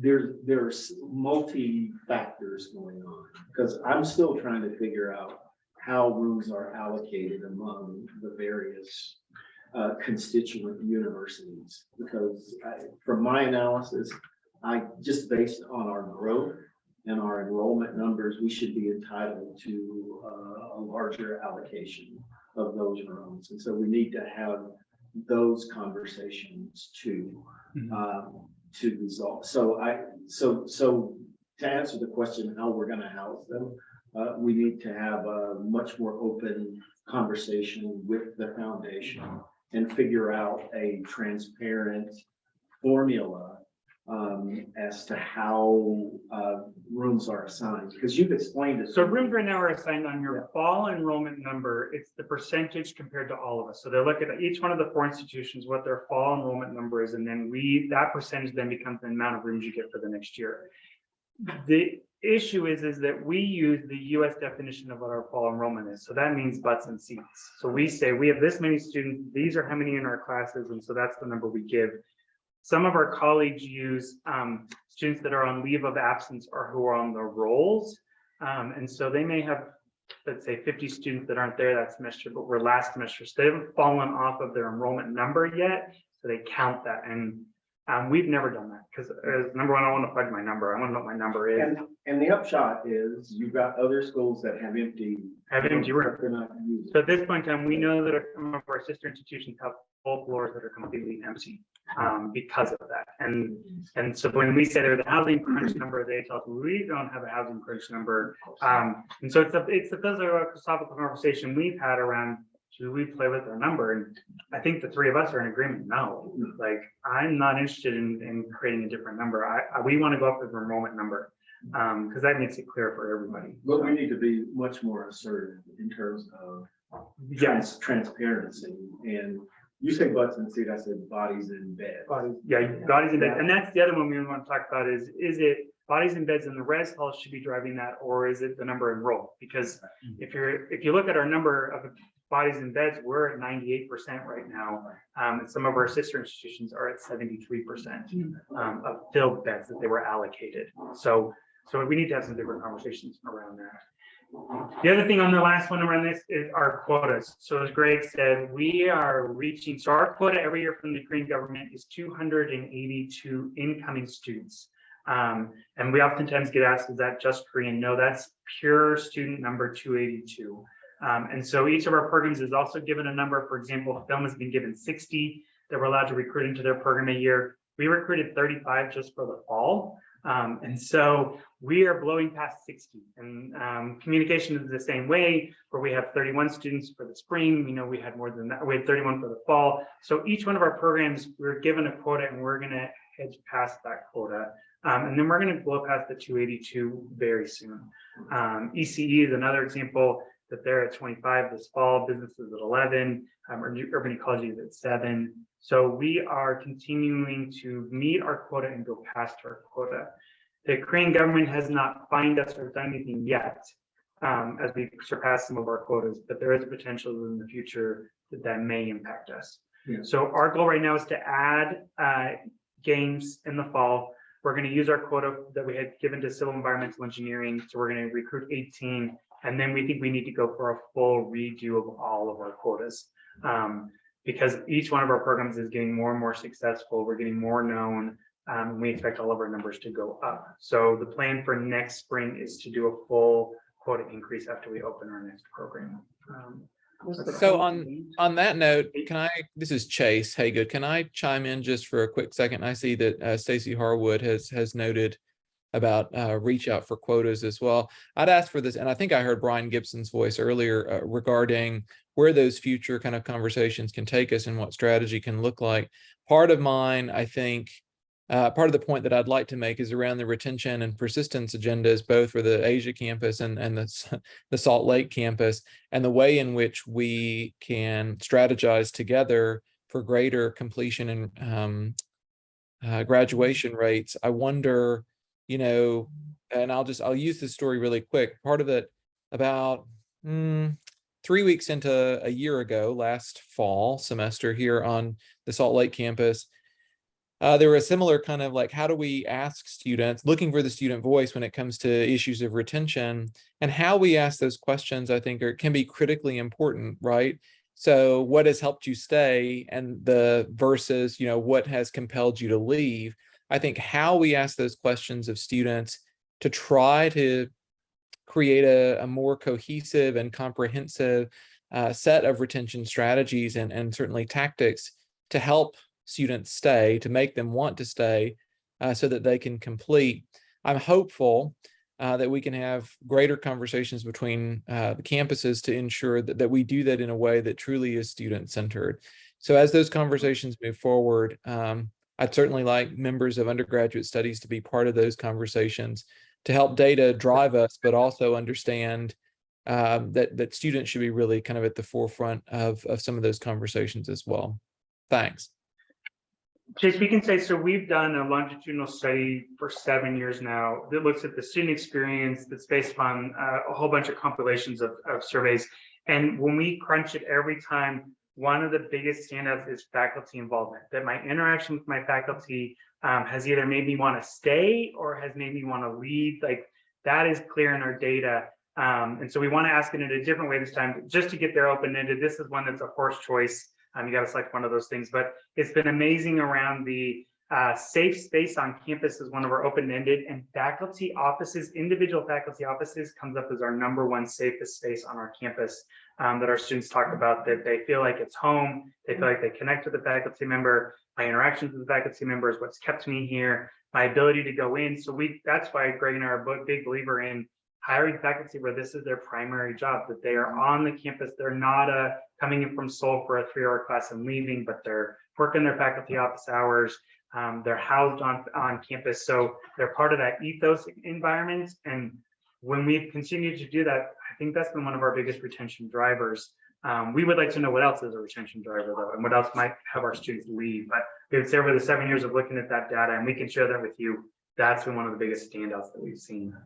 I really appreciate that. I'd love to see it. I'd love us to sit down, chat more about broader, deeper, doubling, tripling down on some student retention pieces. I think the faculty piece is incredibly important, especially as we move towards the potential of a baccalaureate degree requirement for experiential learning for every undergraduate students, perhaps in their first 60 credit hours. How do we resource up and level up across every classroom, across every student experience? So I look forward to that conversation. Thank you. Yeah. And also for you guys on the Zoom, we're at a sensory disadvantage a little bit in that we have to sort of be actively looking at this small laptop screens. So if you have questions, just don't be shy about speaking up, because we're probably not going to see the reactions. And we really want you guys to participate. Brian, this is Mike Hardman. Can you hear me? Yeah. Yes. So why is the Korean government, I think, and from a large macro view,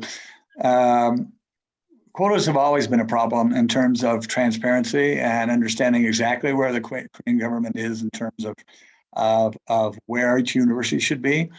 Why are they still worried about quotas? Are we still in heavy competition with Korean universities? Is there still a concern we're going to get too large? Because obviously, looking at the student data, we're not getting too large.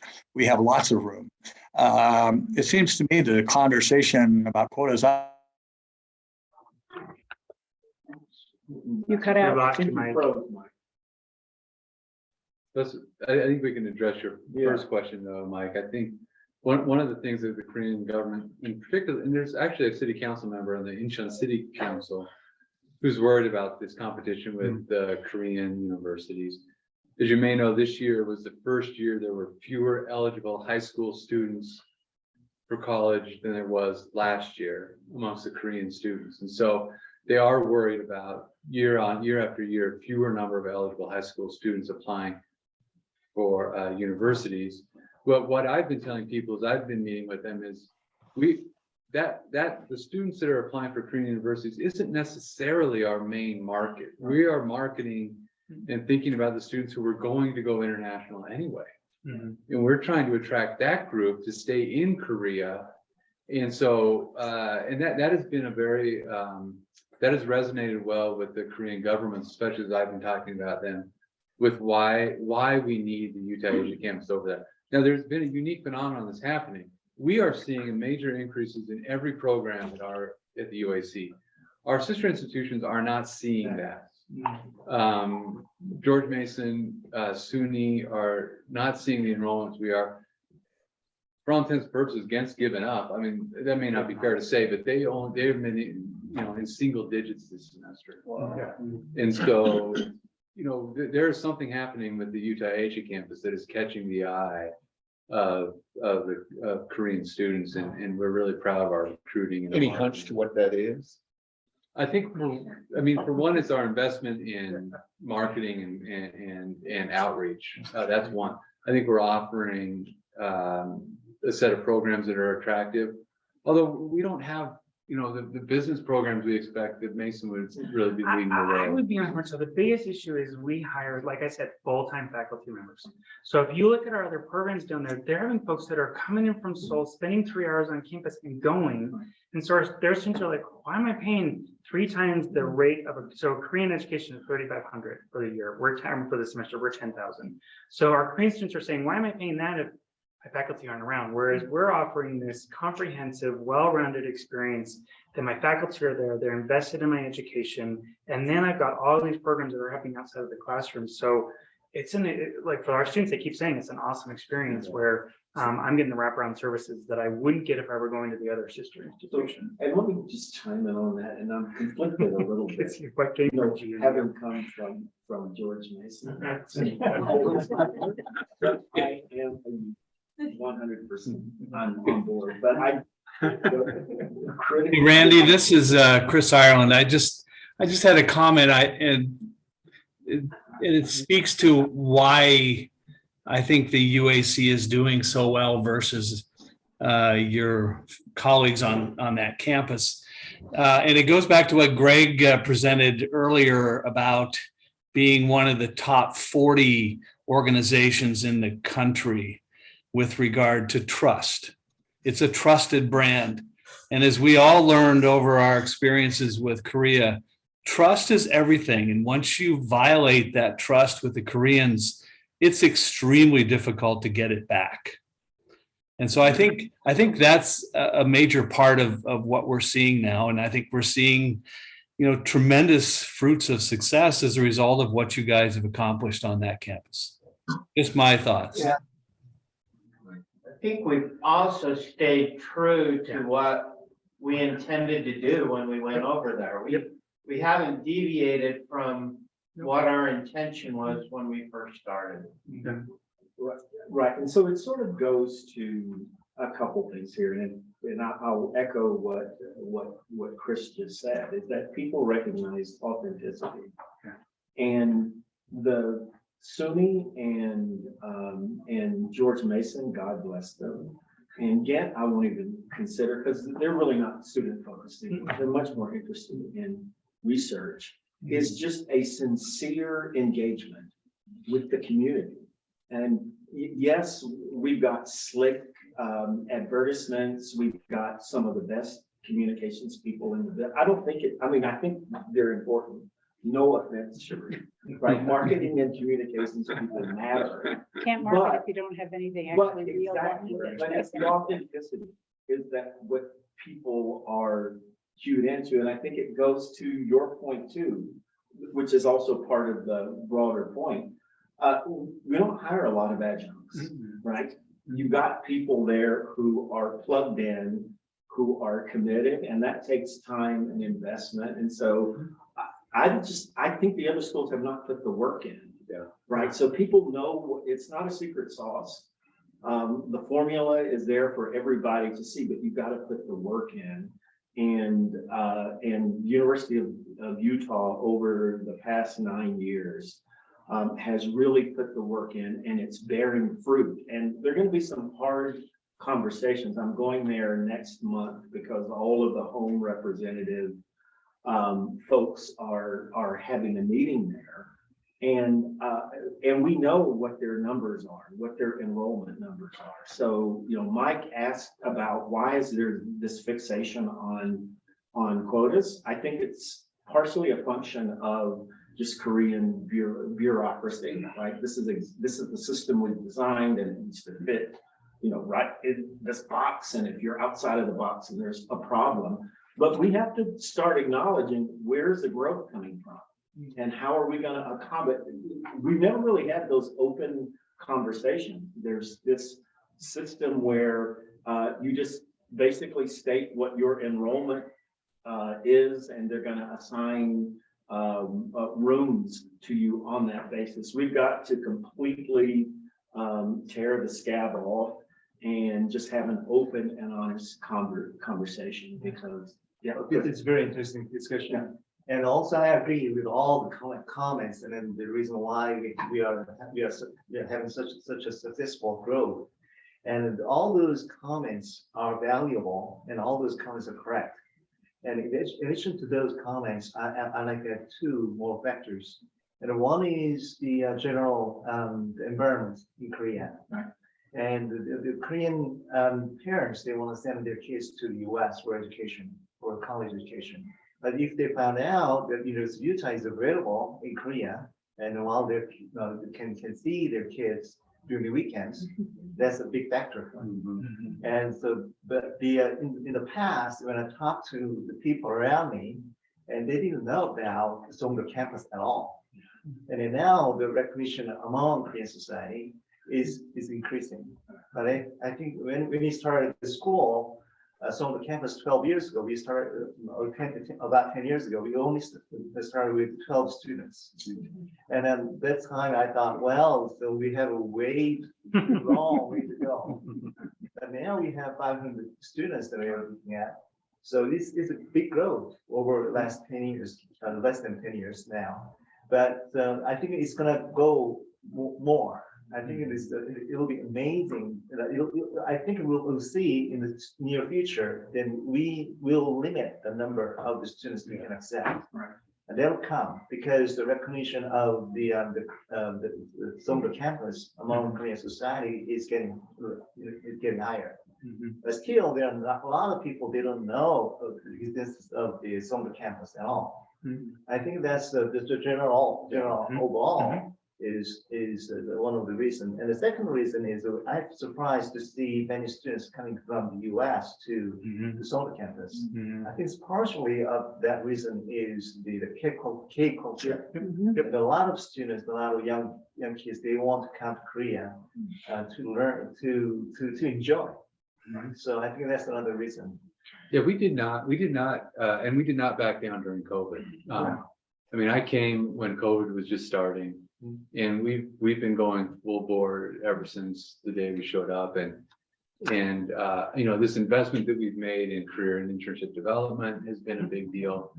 The just the amount of work, I mean, we're out selling the shop, I think, is ultimately what's happening, and it's been, I think we're finally starting to see this pay off, and to be honest, I think that the other schools back off a little bit during COVID, or they weren't putting in the same level of effort, so they lost a fair amount of time. So yeah, I mean, all those factors together, I think, Markel, are part of the pieces why we're growing at a rate that we haven't grown before, and the others are sliding back a little bit. They're really, so remember this ball is 59. So just I mean, we're not talking a little bit of, I mean, but that's 50. Jimmy was always above us. So they've always outdone our number.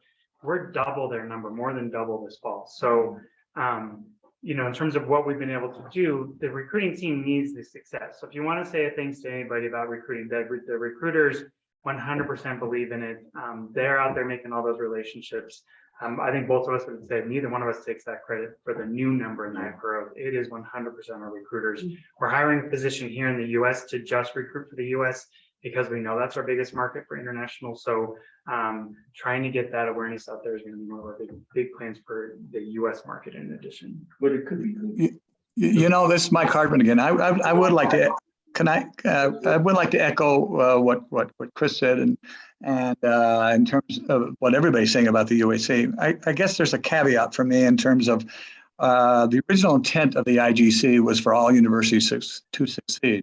Is there an IGC? Is there an organization, or are the universities going off on their own? One of the big concerns was that if a university goes down or does not do well, and I don't know how the other three universities are doing relative to that, but we need to be part of that IGC, and we need them to succeed as much as we need to succeed. Is that still a concept that's in place, or are you seeing more and more isolation of the individual universities? No, I think and I'll let Brian speak to this a little bit more, but we're continuing to do projects together. I mean, that said, we're also not waiting on them either. I mean, you know, in my perception is that they're having a little bit of a hard time keeping up with what we're trying to do, and we can't afford to wait for them. You know, it's interesting because the original intent of the IGC was 10 universities. 10. It has never grown beyond the original 4, and it's, to me, it would be interesting to get an understanding of where the Korean government is in terms of the IGC as a whole. Are they now happy with staying with 4 universities? Have you heard any discussion about new universities, or is this where they want to be? And are they feeling comfortable about all 4 universities for the future? I mean, I think they're comfortable. I think that they've always talked to us about bringing in another one, Mike, but when we've been on this project now 9 years, I don't think they're gonna bring in. They keep, okay. They keep asking, and people keep turning them down. Yeah. I'll ask the same question. It's like, Oh, is that right? Okay. is it okay if one of them fails? That, I mean, I think there could be one. I don't think there could be the 3. So I think if you looked at Ghent, could be a potential, but Ghent also is funded in a whole different way than we are around research projects. I would say that one of our bigger impediments is IGC, if you think about it, is really a city organization. So it's like the city government is running this university. So it's not necessarily university folks who understand university life. Right. And so one of our biggest impediments has oftentimes been trying to help a foundation understand how do you run a campus, and how do you become student-centered and student-friendly policies, practices, procedures. We would say that in our 9 years of running this, it's not necessarily our sister institutions. It's oftentimes the 4 trying to figure out how we're going to work with the 1. But it's even worse. Yeah. Because you've got bureaucrats who have no fundamental understanding of what an institution of higher learning does. And they're cycled in there can be an election and people are gone. Or you have career bureaucrats who may be running the city park, you know, for 2 years, and now they're in charge of 4 campuses. And so all that work that you're putting into orienting them, educating them, getting them to a place where you can work with them, they're gone. So it is a challenge, and also just to go to the question about can people fail? I think that you've got to look at the individual institutions. Ghent is a European university, and so they've got a completely different funding model. They're very happy with focusing on research. They have a government appropriation every year that covers things. SUNY is the first. I think they're well in. I think that the weak person at this point, as much as it pains me, is probably George Mason. Ideally, in a perfect world, Mike, we want everybody to succeed. We want vibrant partners, but to strongly echo what you two, what Randy and Greg are saying, is that we can't slow down. We can't hold back. We're going to continue excelling, and really the onus is on them to. Well, I wasn't suggesting that at all. I'm just because I think we shouldn't slow down, but I do know that initially, particularly the first 5-6 years of the IGC, there was an IGC brand, and part of what, and I think Chris could speak to this too, is probably going down when he was there for the 3-year period. But there was a concern when I talked to the Korean government about maintaining the IGC brand, and I don't see anything related to an IGC brand. I don't see them. I don't at least, and maybe we're only speaking about what our brand is. But is there an IGC brand, or is it gone? Well, in my experience here, in the couple of years that I've been here, I would not say there's much of an IGC brand.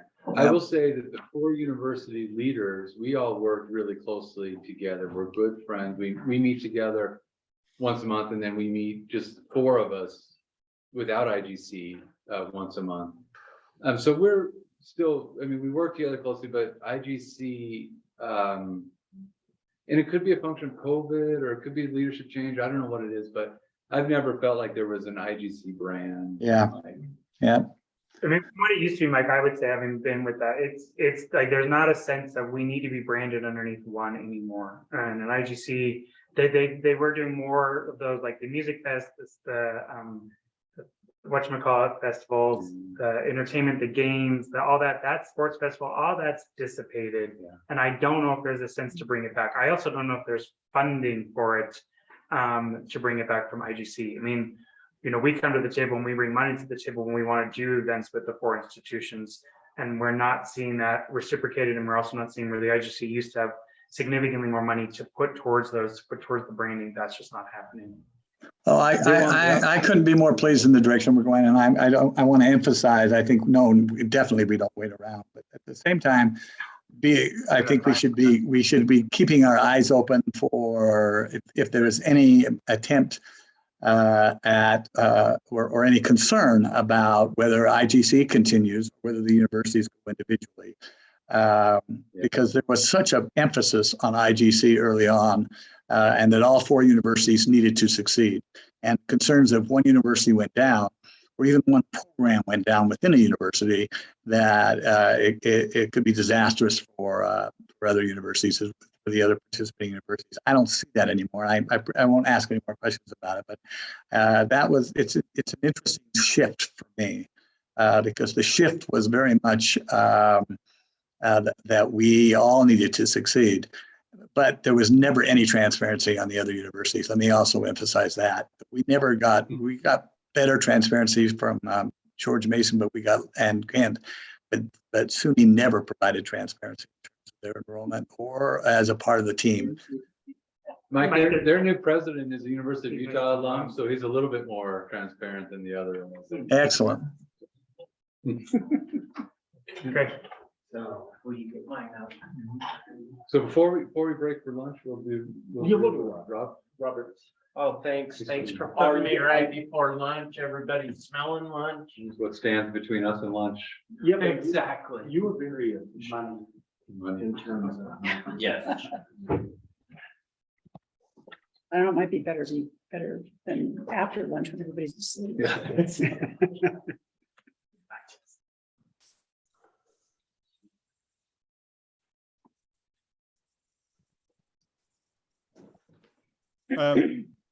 Just as a side note, if we ever get stuck, I've got a connection. I don't know whether that helps, but the former German Chancellor Schröder, his now 4th or 5th wife is Korean. They're pretty strong connections there on the political side. If anything ever gets stuck, I have a direct connection to them if we needed that. Well, Florian, when you come over, why don't we set up a time to meet with them? Okay. That'd be great. Find it.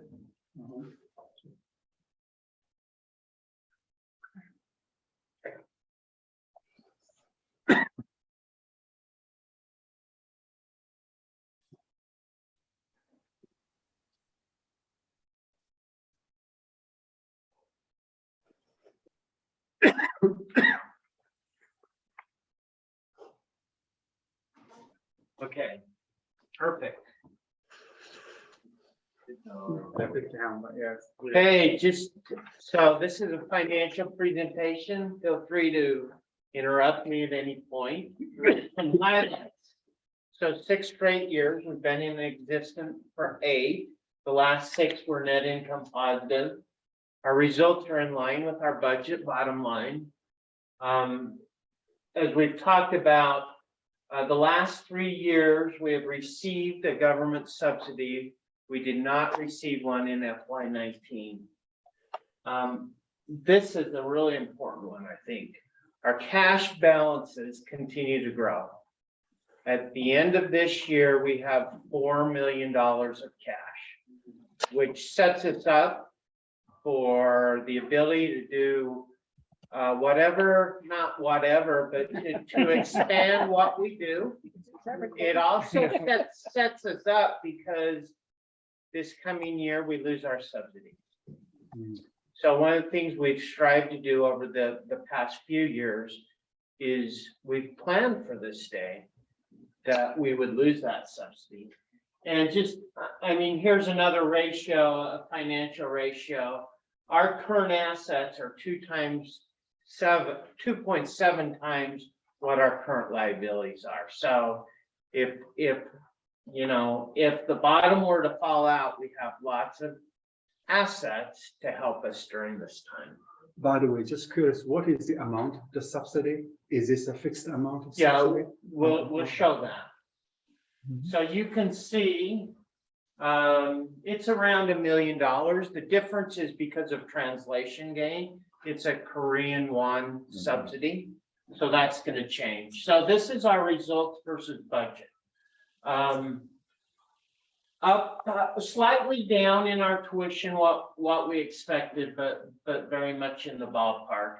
Again, the Korean subsidy really is a function of the foreign exchange rate. You can see our expenses overall are 2% to the positive, so we're underspending what we expected. The biggest area is salaries. So during COVID, we struggled at times to actually get some of the faculty in place. So we were utilizing the existing assets more than probably what we should have. And we'll see what we're doing to change that. But bottom line, excluding foreign exchange and taxes, we made roughly 1.7 million compared to a budget of 1.5 million. When we look at this compared to the prior year, you can see our tuition grew 7.3%. And you can see again some of those costs.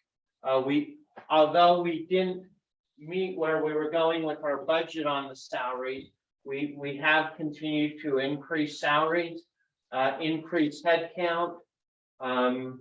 Couple of other costs that are kind of interesting, the travel cost.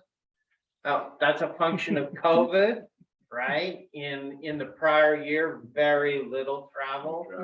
And as those things have opened up a little, you're going to see more and more travel. So just so everyone on the board knows, one of the benefits we provide our international faculty is a trip, one trip home we pay for each year, and then a trip to the Salt Lake campus for them to spend time with you as a department. Yeah, a lot of that was not happening. So it wasn't happening during During COVID, but COVID. this year we saw a big increase, as you can see. I really like this chart. This is a 8-year history chart of UAC and the financial statements. You can see year one, we're about $500,000 in tuition, and now we're almost 8 million. Again, we had, I don't know, 12, 13, 14 students that first semester. You can see the growth in our salaries. You can see in 19, we really had no Korean subsidy. So, What happened in 19? well, so that was when our 5-year subsidy ran out. And there was a year that we were still trying to get additional subsidies. We applied during that year. We got it for the next 3 years. Yeah. And for financial purposes, it's recognized when you actually spend the subsidy. So there could be some carryovers. In fact, for next year, we still have $375,000 of the subsidy from the prior year that we will spend in FY23.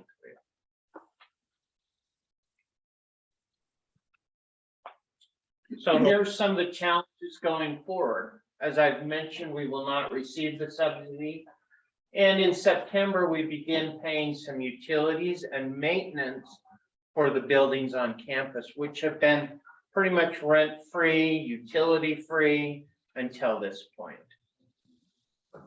Is that true for the other institutions as well, or is it just, are we all in this together, or are we? Yeah, so SUNY was the first one after their 8th year, they were starting to pay. And so what the Incheon Global Campus through IFES or Incheon City has decided is that they'll roll us in gradually. So this year was it 10%? We pay 10% this year of the total cost of utilities, and then 15% next year, and 20 after that. And so I don't know if there's actually a plan to get to the full, like we have to pay full freight on utilities and rent.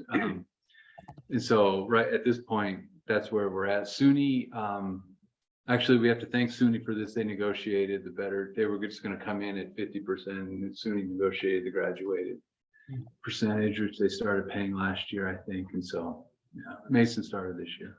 And they're fairly modest numbers, right? Yeah, it's not. Yes, I was shocked at how small. But that's why in part why we squirreled that money away is knowing this was coming. We didn't want this to upset any of our operations. Exactly. I would also say at a campus like UAC, the size of UAC, and maybe some of our departments on this campus experience this. I think there's a plateau you reach in cost. And then as students grow, that plateau can still support certain growth. But then at some point you have to ramp up to the next plateau. And that's really where we are and what's happening in FY23. We have to make some investments in 23 that are going to sustain us for the next few years after that. So as we look at what we're expecting in 23, you can see about a 16% growth in tuition. When you think about what Randy was saying, he was talking a little over 500 students, 1,000 for a year, 1,000 semesters. That is 10,000 a semester. That's $10 million. If you're following my math, we're making about 90% of that. We're giving away about 10%, 12% in salaries. So that's kind of where that $9 million number is coming from. I think we're fairly confident that that's a reasonable number based on what we're seeing in the class that's coming in here in the fall and some expected growth in the spring. I think we're also seeing growth in those in the summer, small winter programs that we're getting tuition that have been developed over the past year or two. We will expect to see revenue of $375,000 in Korean subsidy that's still out there that will be recognized in FY23 that we didn't budget. So that will be a plus. The biggest increase on the cost line is the salary line. We've talked about that investment. We're investing basically in about 10 new people. Obviously the assistant dean of faculty, several faculty members, and several staff members. In addition, Randy mentioned that we made the decision to switch everybody to US based salary, US dollar salary. That is a $160,000 adjustment that we'll find in FY23 of higher salaries based on that change. So again, some additional travel costs that we'll see. So when you look at the bottom line, you know, we're taking a hit this year because of the reduction. There's two real reasons: because of the reduction in the subsidy and because of the investments that we're making. But again, I will tell you, we planned for this day. We knew it was coming. Some of the factors, well, here's a couple of other highlights that we'll get to first. You can see what we've been doing with cash over the last 2 to 3 years, where we've grown it from about 800,000 up to just under $4 million. We've made, over the last 3 years, we've made significant capital expenditures to build out the infrastructure of our buildings. And in addition, we've paid off Salt Lake. Salt Lake made an original pretty large investment in the campus of about 1.6 million there in FY 2016. Now any balance there is a timing difference. So there's really no balance to the Salt Lake campus. And we also took out a loan from the Korean government, which is paid off. There's no obligation anymore. So we've, over the past, again, couple of years, been planning for the day that our subsidy would run out. And I kind of highlighted some of the things that I just talked about in the Salt Lake investments, the Korean government loan, the equipment that we've invested in. And again, I can't stress enough this cash of $4 million that is sitting out there. And then just our investment in our people this year will benefit the campus for several years. So any questions? I have a question on, you know, these fixed costs are a lot related to faculty. How are we doing on class size? Do we have room for growth before we need to add faculty? That's kind of the incremental cost when we need to go to multiple sections and so forth. How are we doing on class size versus capacity limits? Yeah, it's a great question. Randy and I have just been talking about this as we look at our incoming numbers this semester. We still maintain the small class sizes. We're capping our largest class size, I think, is 35. We have one that's at 35. The rest are under 30. And we're capping those. We want to maintain that commitment of small class experience. And so as we look at, we're starting to look at adding more of our non-major faculty so we can have more elective options for our students, as well as looking at each department. And we'll work with each of you over the course of the next year to say here, you know, we'll do an analysis and say, do we need to add staff or faculty through your departments? And so that's Randy and I's project over the next 4 months. I mean, nothing. I mean, the one we will say that our fullest classes right now are ESSF. So So our exercise and sports science classes, like our jogging for life, which I think is an interesting class, has 20 enrolled and has 17 on a wait list for it. So like some of those, that's why we're talking about it, are really those non-major, those electives. We need to find out what our students want to learn, where they want to grow in those areas, and those would be really our next investment. But our major courses have all stayed low, relatively low. So and across the board. So we're still doing that 23-to-1 is our ratio still. But we're watching those numbers really carefully, especially in these fast growing programs like ECE, and we anticipate business needing to be the same. Yeah. Yeah, because it's not not only the students per faculty, there's also a certain number of classes you're teaching, and you know, there are more that are being offered, and eventually, even though the class sizes are going to continue to grow, I think there's still the need to potentially add faculty. I would be very interested in sort of a longer term business plan actually here. We've seen a projection for 23, but if this grows, you know, there were a number of questions about quotas and where this is going. Just from ECE perspective, if I can have 500 students on that campus, I will. Just to be very clear. Wow. I'm not joking. Okay. We're putting that in the minutes, Florian, just so you know. We're gonna need a bigger vote. Yeah. That is exactly what. So now, honestly, I'm very happy once we reach. I think we seem to be on track to reach 100 much faster than I thought we would. 2 years faster, and I think we can reach 200 given the demand, or 250. And I said, you know, why not make it the same size as our program here? I see no reason why we shouldn't. They're very highly qualified students. They're very motivated. We'd love to have them. And I think we need to start thinking about where we'll put them. Anyway, so I just wanted to put an audacious claim out there before I have to log off. How about you, Kent? You want to match that number? Very good. So before we break for lunch, I do want to just piggyback on Robert's presentation. Because a question came up last year about what was the financial impact here in Salt Lake? Because I think you gave the whole presentation very similar to what you had given. And so I had Randy run the numbers.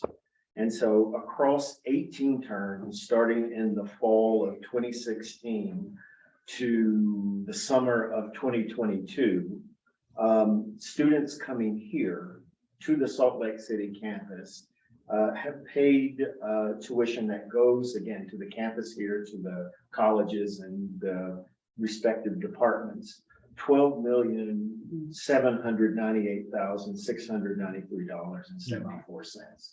So dramatic, you know, financial impact here as well. So I don't know if there are any more questions for Robert. If not, we can break for lunch and we'll reconvene, and well, we're going to come back here once we get our food, and maybe we'll figure out the videos, and then we will resume in an hour. Okay. Well, just a quick comment on that number. That's even a much bigger tuition number than what we received in Korea. It must presumably smaller time period. Is that right? Right. So last year last year on this campus, it was over 4 million was paid in tuition just on this campus. So we anticipate that we'll be between 4 and actually probably over 5 this year. If you include fall, spring, and summer, that UAC students are paying here, they'll pay about 5 million. That's half what we anticipate in Korea receiving for tuition. I got it. So the 12 million was over all those years combined. Got it. Yeah. Over all those terms. So per year, we would estimate we'll probably be around 5 million a year of students paying tuition here. Nice. Yeah. A lot of money. Yeah, it's a lot of money. Yeah. All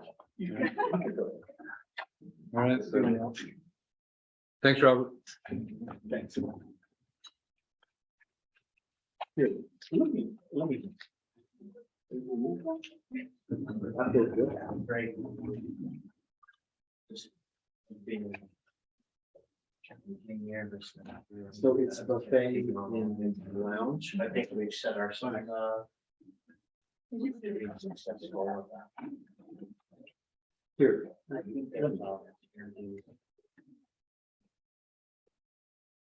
A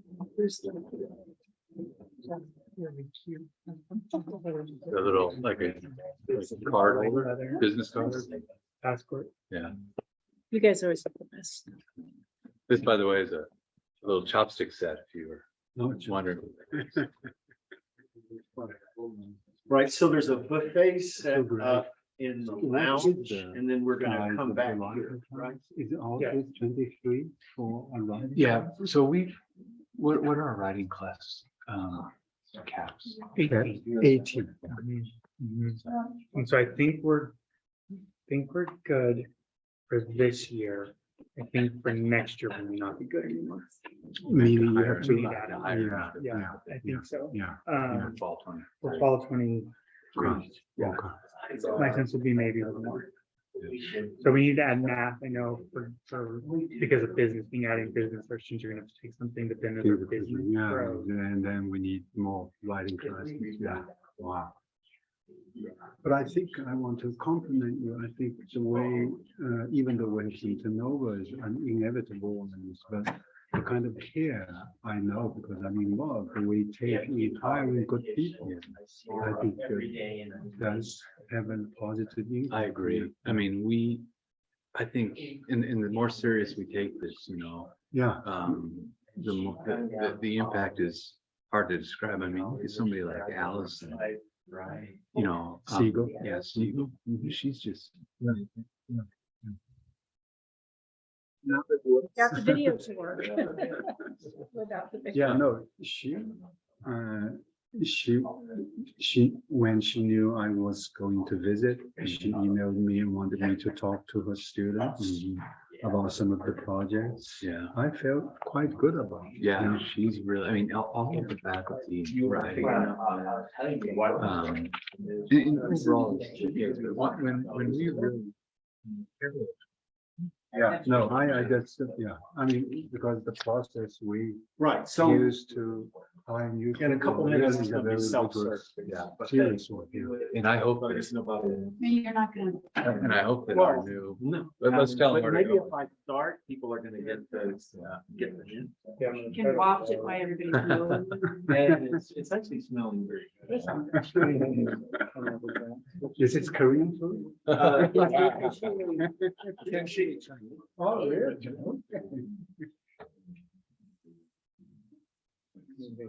Yeah, let's get. Right.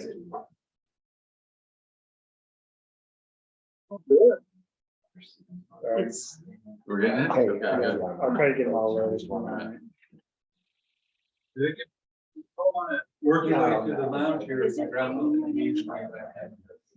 No, I don't, I'm stopping them because I don't want. Well, so somewhere there's the 15-second version, although I'm gonna say that most they don't.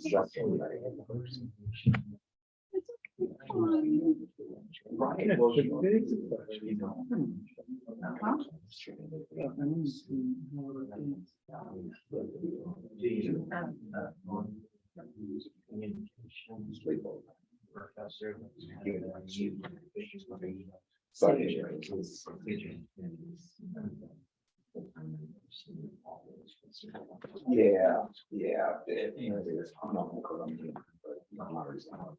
Right.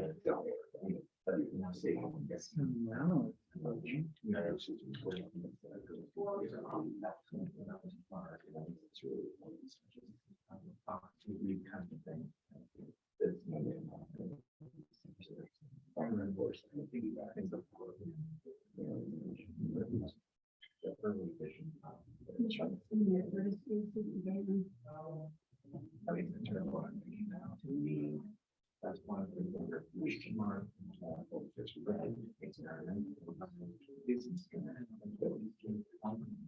So And so, yeah.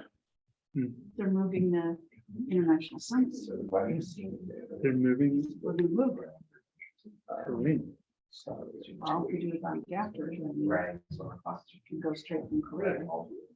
Hi, Frederick, how are you? I've been so. Hi, yeah, sure.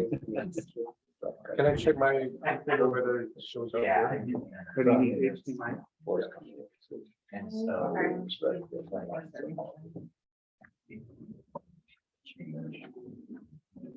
Yeah. Okay. How you doing? Thank you. Yeah, we talking too long. Huh? And just see how it goes on that person.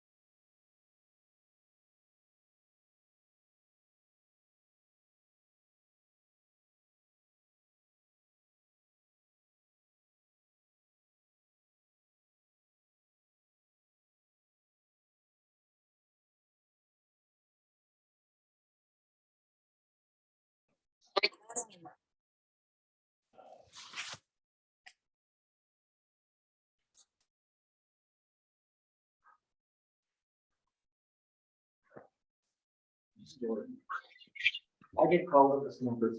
Oh, yeah. All right, well, so Brian, I think Is it video? began today by saying that all the news is good, right? And that's, and I'm gonna continue that, I think. Because, actually, we can advance that slide. We have not had to do a whole lot of work for the Utah East campus this year, which is great.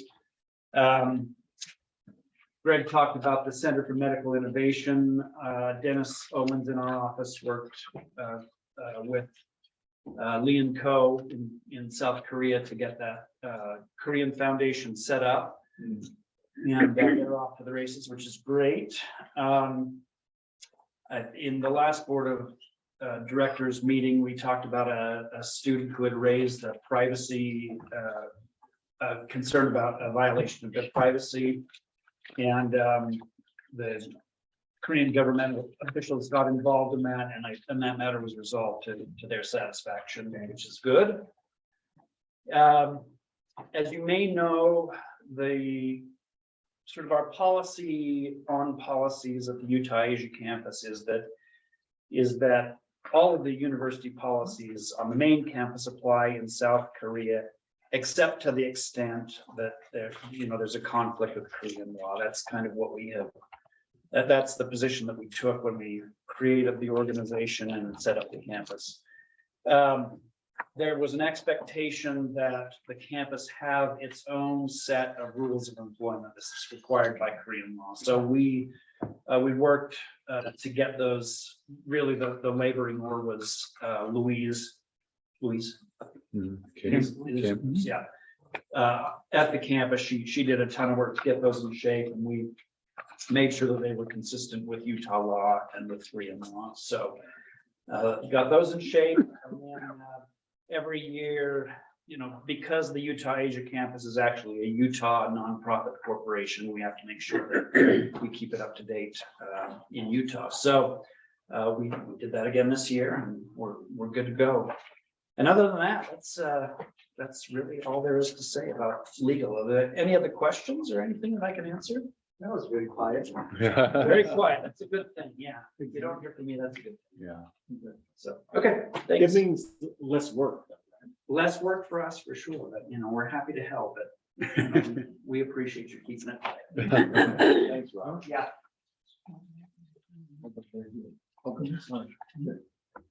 All right, so we're going to move on to the next presentation, and that is Hannah. Yeah.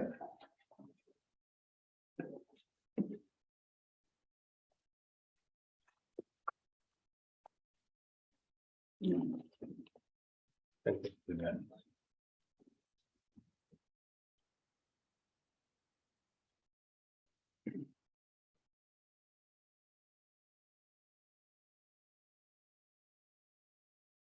So hello everyone, my name is Hyun-Suk Kim.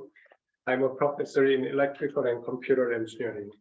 And in the electrical and computer engineering, there is a group of some faculty members who is in charge of this Utah Asia campus activity. And then I am the lead of the group. So on behalf of the Department of Electrical and Computer Engineering and the committee, I would like to give you a short update on our program that is going on. For your information, our electrical and computer engineering program has been 1.5 years so far. So it's a pretty young program, but I'm very happy that I'm standing here. First, before start, I have to mention that 2 years ago, about this time, I made a report to our ECE faculty meeting with very much of nervousness and fear, because I thought that this program could evaporate at any moment. So that's one of the reasons why we were able to put a lot of our focus on this program. And because of the reason, I feel very grateful that today I'm standing here giving you an update, which means our program did not vaporize. Our department started this program because of mainly two reasons. One is the staggering and declining enrollments. It's surprising in engineering. Number two, we believe that we have relatively weaker reputation globally.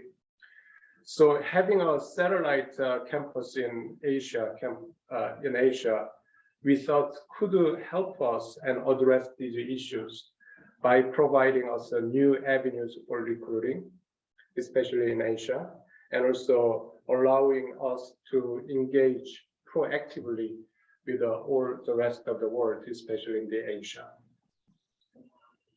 So I would like to give you a brief overview of our program. X-axis is the year. I'm an engineer. So Y-axis is the number of enrollment. As all of you know, 2014 UAC campus opened in Korea, which is located between the airport and Seoul, also close to North Korea. If you go there, there are campus, and then multiple universities are there, as you know.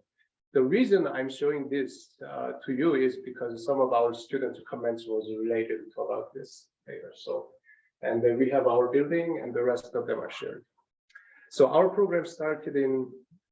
We started the efforts in 2019 August, and our department chair Florian Sulzbacher, me and Angela, we met a lot of people, and then we made our decision because of the two reasons that I mentioned. We gotta go for it, so we made the decision. So in that year, in December, Angela and I visited the actual Songdo campus. That's when I met Randy. So to see where there are enough space for our program. Engineering, we need a lab. So computer lab and just an electrical circuit lab. So we have, whether we have enough space or not, we went there. And then also I attended the alumni reunion in 2019. I made the presentation that time. I couldn't clearly say that electrical and computer engineering will join the UAC because it was even before we submitted the proposal, right? So all we were able to say was that, you know, electrical and computer engineering is a great program. If we happen to come, please, we need your support. So, and then another bigger reason was I wanted to meet with the students. Of course, we didn't have EC students, but we wanted to meet with the students from other departments and wanted to know what really they think, because this is a very unique kind of structure and campus. So after we came back, we submitted a proposal. Of course, most of this proposal was prepared by Randy. And then we submitted in May 2020. We received the approval in August 2020. That was about 2 years ago. That time was the time that I was very standing with fear and nervousness in front of our faculty member. So this is the official starting date, and we started the two programs. So in Salt Lake City, it's called the Electrical and Computer Engineering. In Asia campus, we have an EE program and CE program. So we are running these two programs together. So the first thing we did was the hiring of the first lecturing faculty there. I have to just take a little bit moment to share that this hiring was the most important hiring because we needed one who understands the tradition of Utah and loyalty to Utah, and then who can really increase the students' kind of thoughts and the futures, connected to the Utah. So we spent a lot of time to make this hiring, but we ended up hiring one of our graduates, and then she's now the greatly performing faculty. She is fantastic, one of our best. Thank you. I did my job. So. You're right. Yeah. This was such an important hire, and she has done a great job. Yeah, once she got hired, the next hires just follow her. So anyway, so 2021 spring semester, last year's spring semester was our first semester. We taught two classes, EC 1240 and CS 1410, with 14 students in the classroom. And then our enrollment was 8. So After 2 years efforts, we got 8 enrollments. At that time, you can still imagine I was, oh my gosh, this is gonna work. So that time, during this period of time, I came back to the UAC committee in our department, had a discussion based on my interaction with the students. You remember that I made a presentation in the last alumni reunion, met a lot of students, and I asked them, if University of Utah can do anything for you, what do you want? What makes you feel, what could make you feel better? Some of them mentioned that, to be honest, they cannot point out where Utah is in the world map. Number two, some of them said that, well, we have one building, University of Utah is there. Am I really treated equally with the Salt Lake City campus students? Another one is, oh, you know what? I never saw the University of Utah campus. I'm not sure I can continue my study in United States. So many of them kind of was pointing out that there is an emotional distance or kind of a feeling of isolation, being isolated. So we came back and then we decided to address that issue by bringing them to the Salt Lake City campus. So we did a discussion with Randy. We created this summer research program. This summer research program's intention is that these undergraduate students can come to the Salt Lake City campus, meet and visit a lot of different research laboratory and can get an idea what kind of research they can do or what kind of future work they can do with their knowledge in electrical and computer engineering. Although we have a name of research, they actually cannot do the research because it's such a short period of time, but we believe that this will build a foundation for them to do the research in the future. So we sent out the call for this program, and actually 7 students applied and 2 declined at the last moment. So only 5 came to our program. They stayed for 2 weeks, basically. And then these 5 students met 16 faculty members, visited 13 different research laboratories, various campus buildings, and they made a weekend trip to Arches National Lab. So, yeah, so this is just a very simple version of this. Okay, cool. This is about the weekend trips that our EC department.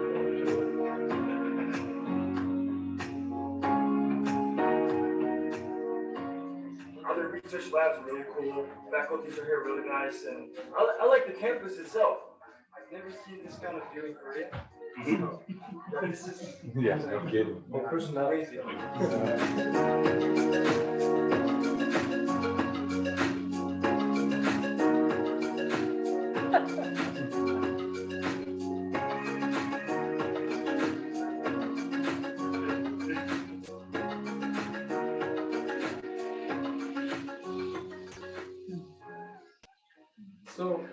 So actually, okay, cool. Now you did get liability waivers. Thank you. Thank you. So when they came here and then they went back, I couldn't really hear much about from these 5 students. They are just male, and maybe we didn't talk much, but I couldn't get the idea of what they felt.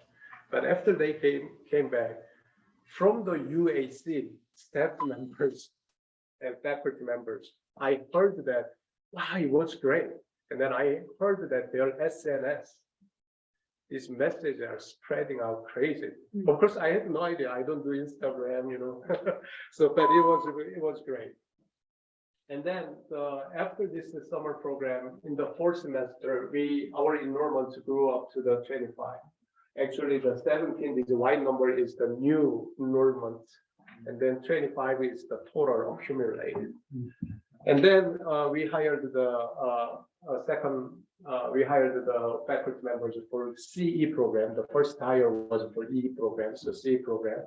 And then this year, the spring, so just right before previous semester, we got 18 enrollment new, and total enrollment grew to the 43. And then earlier this year's spring, we hired the third faculty member who's going to teach also on the CE side. The reason is now in Korea, just like United States, computer science is so popular, and a lot of students want to study CE program and computer related one. So we hired this person. And then this year we hosted a second summer research program. This time, as you can see, more students came, 12 students came.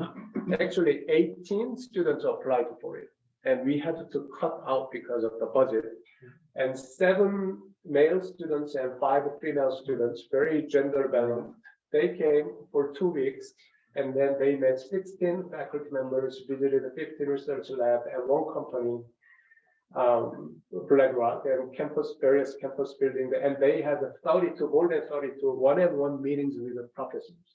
This was a very valuable time for them. And then they made a travel to the Thanksgiving Point. What's the cost of the summer? I will report it. Sorry. Slides later. And then this semester, this fourth semester, currently, as far as I know, 24 enrolled, and our enrollment reached the 67. So this is that's evaporating, and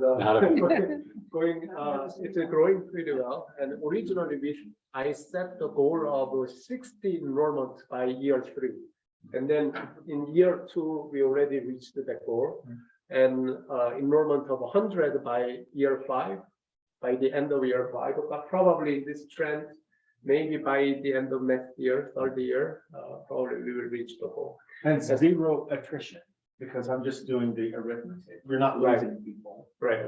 If we don't lose people, hopefully we can get more than we are losing. So, and then this fall, right now, we are preparing the hiring of the 4th faculty member so that we can have 2 EE, electrical engineering, and 2 CE program. So that's the current status of the. Do these faculty members get tenure and promotion? How does that work? So the faculty over there are all career line faculty. Okay. But they are hired and appointed by the home departments here. Okay. So they work for these guys. So I would like to give you a little bit of more detailed information about this summer research program. So as you can see, this year from July 17th to 31st, we hosted them. And then there is August the 4th because of COVID. Some of them got COVID, so they couldn't go back on time, so they had to stay a little longer. And then 12 students visited, and 1 UAC staff and 2 guest members visited as well. Those 2 guest persons that are from a broadcasting company, YTN. That's kind of a Korean version of CNN, 24-hour news kind of going on. So they visited the GOAD, and then they interviewed the President Taylor Render here.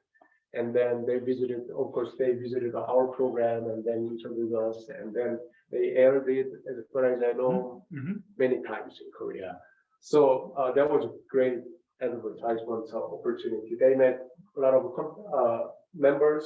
And one of the things that we failed to do is the visit for local companies. The showing the local companies is very important. We contacted Adobe, they declined because of COVID. We contacted the Texas Instruments, they declined because they just got in, right? They don't know even what to do. So we ended up, you will see later, these students ended up going to the parking lot of Adobe and took a picture. But that's what they wanted, not we. I didn't want to do it. It hurted my pride, I didn't want to do that, but they wanted, the students wanted it. So we went to the parking lot and took a photo. So for future, I need your help.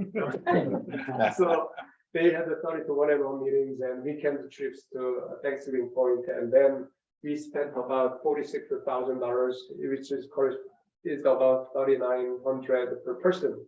70% of the cost is for airfare. So 31,000 was spent, just pure airfare. 15,000 was spent for hotel meals and all these transportation and stuff. This was for 32 students? No, 15, 15, okay. 12, 12, okay. 12 students. Where did they stay? They stayed in the dorm, Colored Village. Yeah. Students were blown away. Yeah, it's a nice I place. heard that day, as soon as they got into that dorm, their SNS was kind of going out crazy. I heard. Really. So So who was paying for? Randy and our department. So we paid for the flights. So that was the agreement all along was flights. And you can see why. So one of the reasons we're doing this is because we want to talk with other departments about, it is a cost for us, but the amount of that peer-to-peer, the stuff that comes out of this is unbelievable. And so for us, it's our return on investment. We put into the Dean of Students budget to fund this. We've talked with, Kent and I have already talked about possibly doing it for COM, but we would love to see more of these get built and then partnering with us on our budget. So it's just, it's huge. And you'll see what came out of that. So yeah. And the rest of them is Lighty wants to be part of it too. You can do that. Yeah, and the rest of them are electrical engineering. We pay, and these are the list of the participating students, and then one of our staff member came here.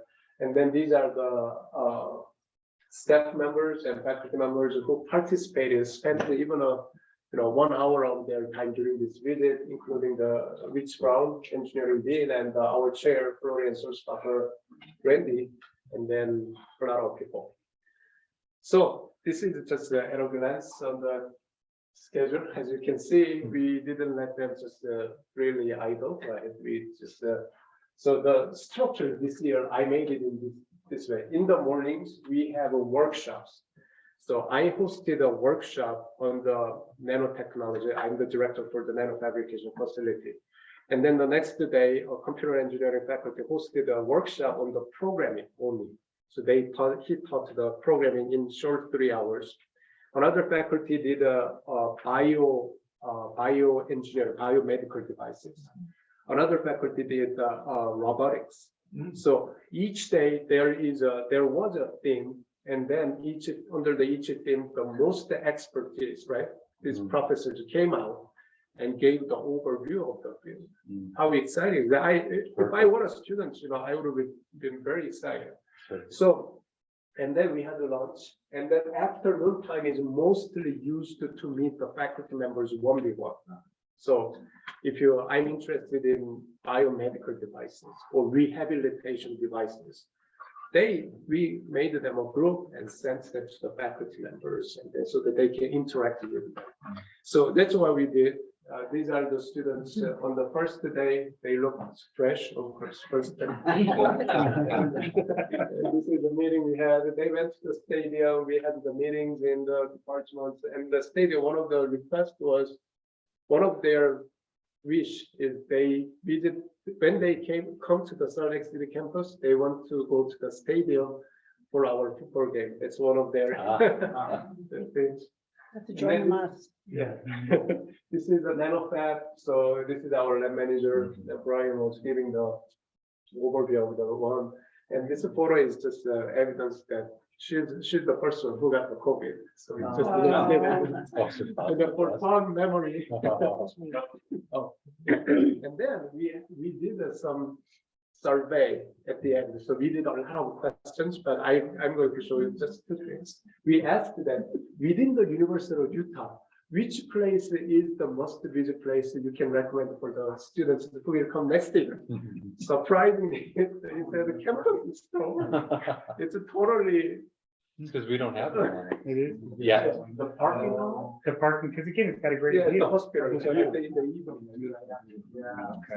There's tons of pictures. If you look at their Instagram, they have tons of pictures of them on the top of parking garages. Yes.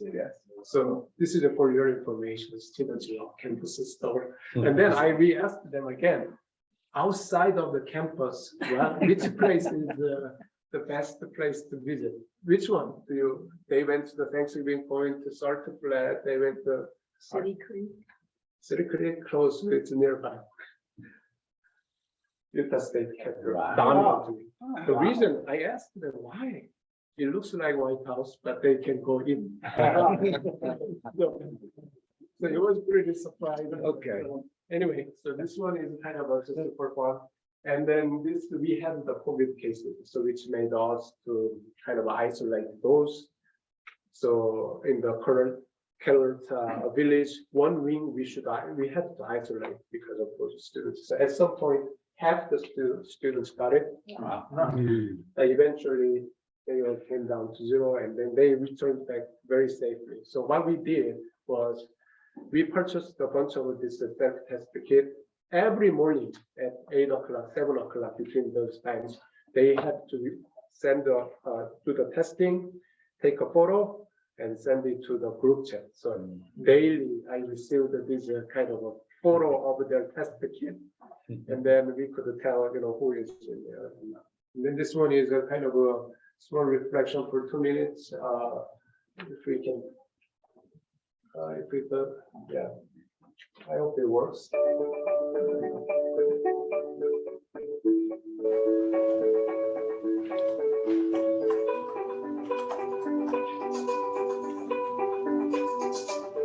The opportunity to look around the campus generally was a great help for me to understand the University of Utah deeply, and also gave me the glimpse of what ECE as a major is about. It was also very unique experience to see the PhD students and the professors sharing their research.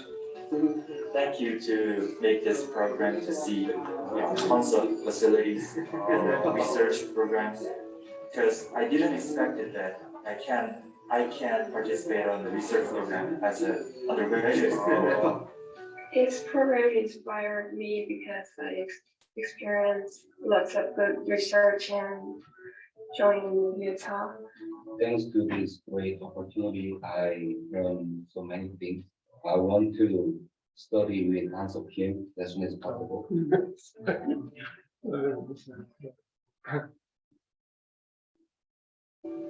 I think this program will continue to be very valuable for UAC students. In particular, I think it will be very informative for students like me to choose a major. I was planning to transfer to the Salt Lake City campus next spring semester, and prior to this trip, I was still kind of nervous about it. Although I am familiar with the US because I grew up here, I never lived or been to Utah or lived alone away from my family, so I was kind of nervous about that. But this summer research program gave me the confidence that I made the right decision to transfer here later and study at the UAC and at University of Utah, and I'm now looking forward to transferring here.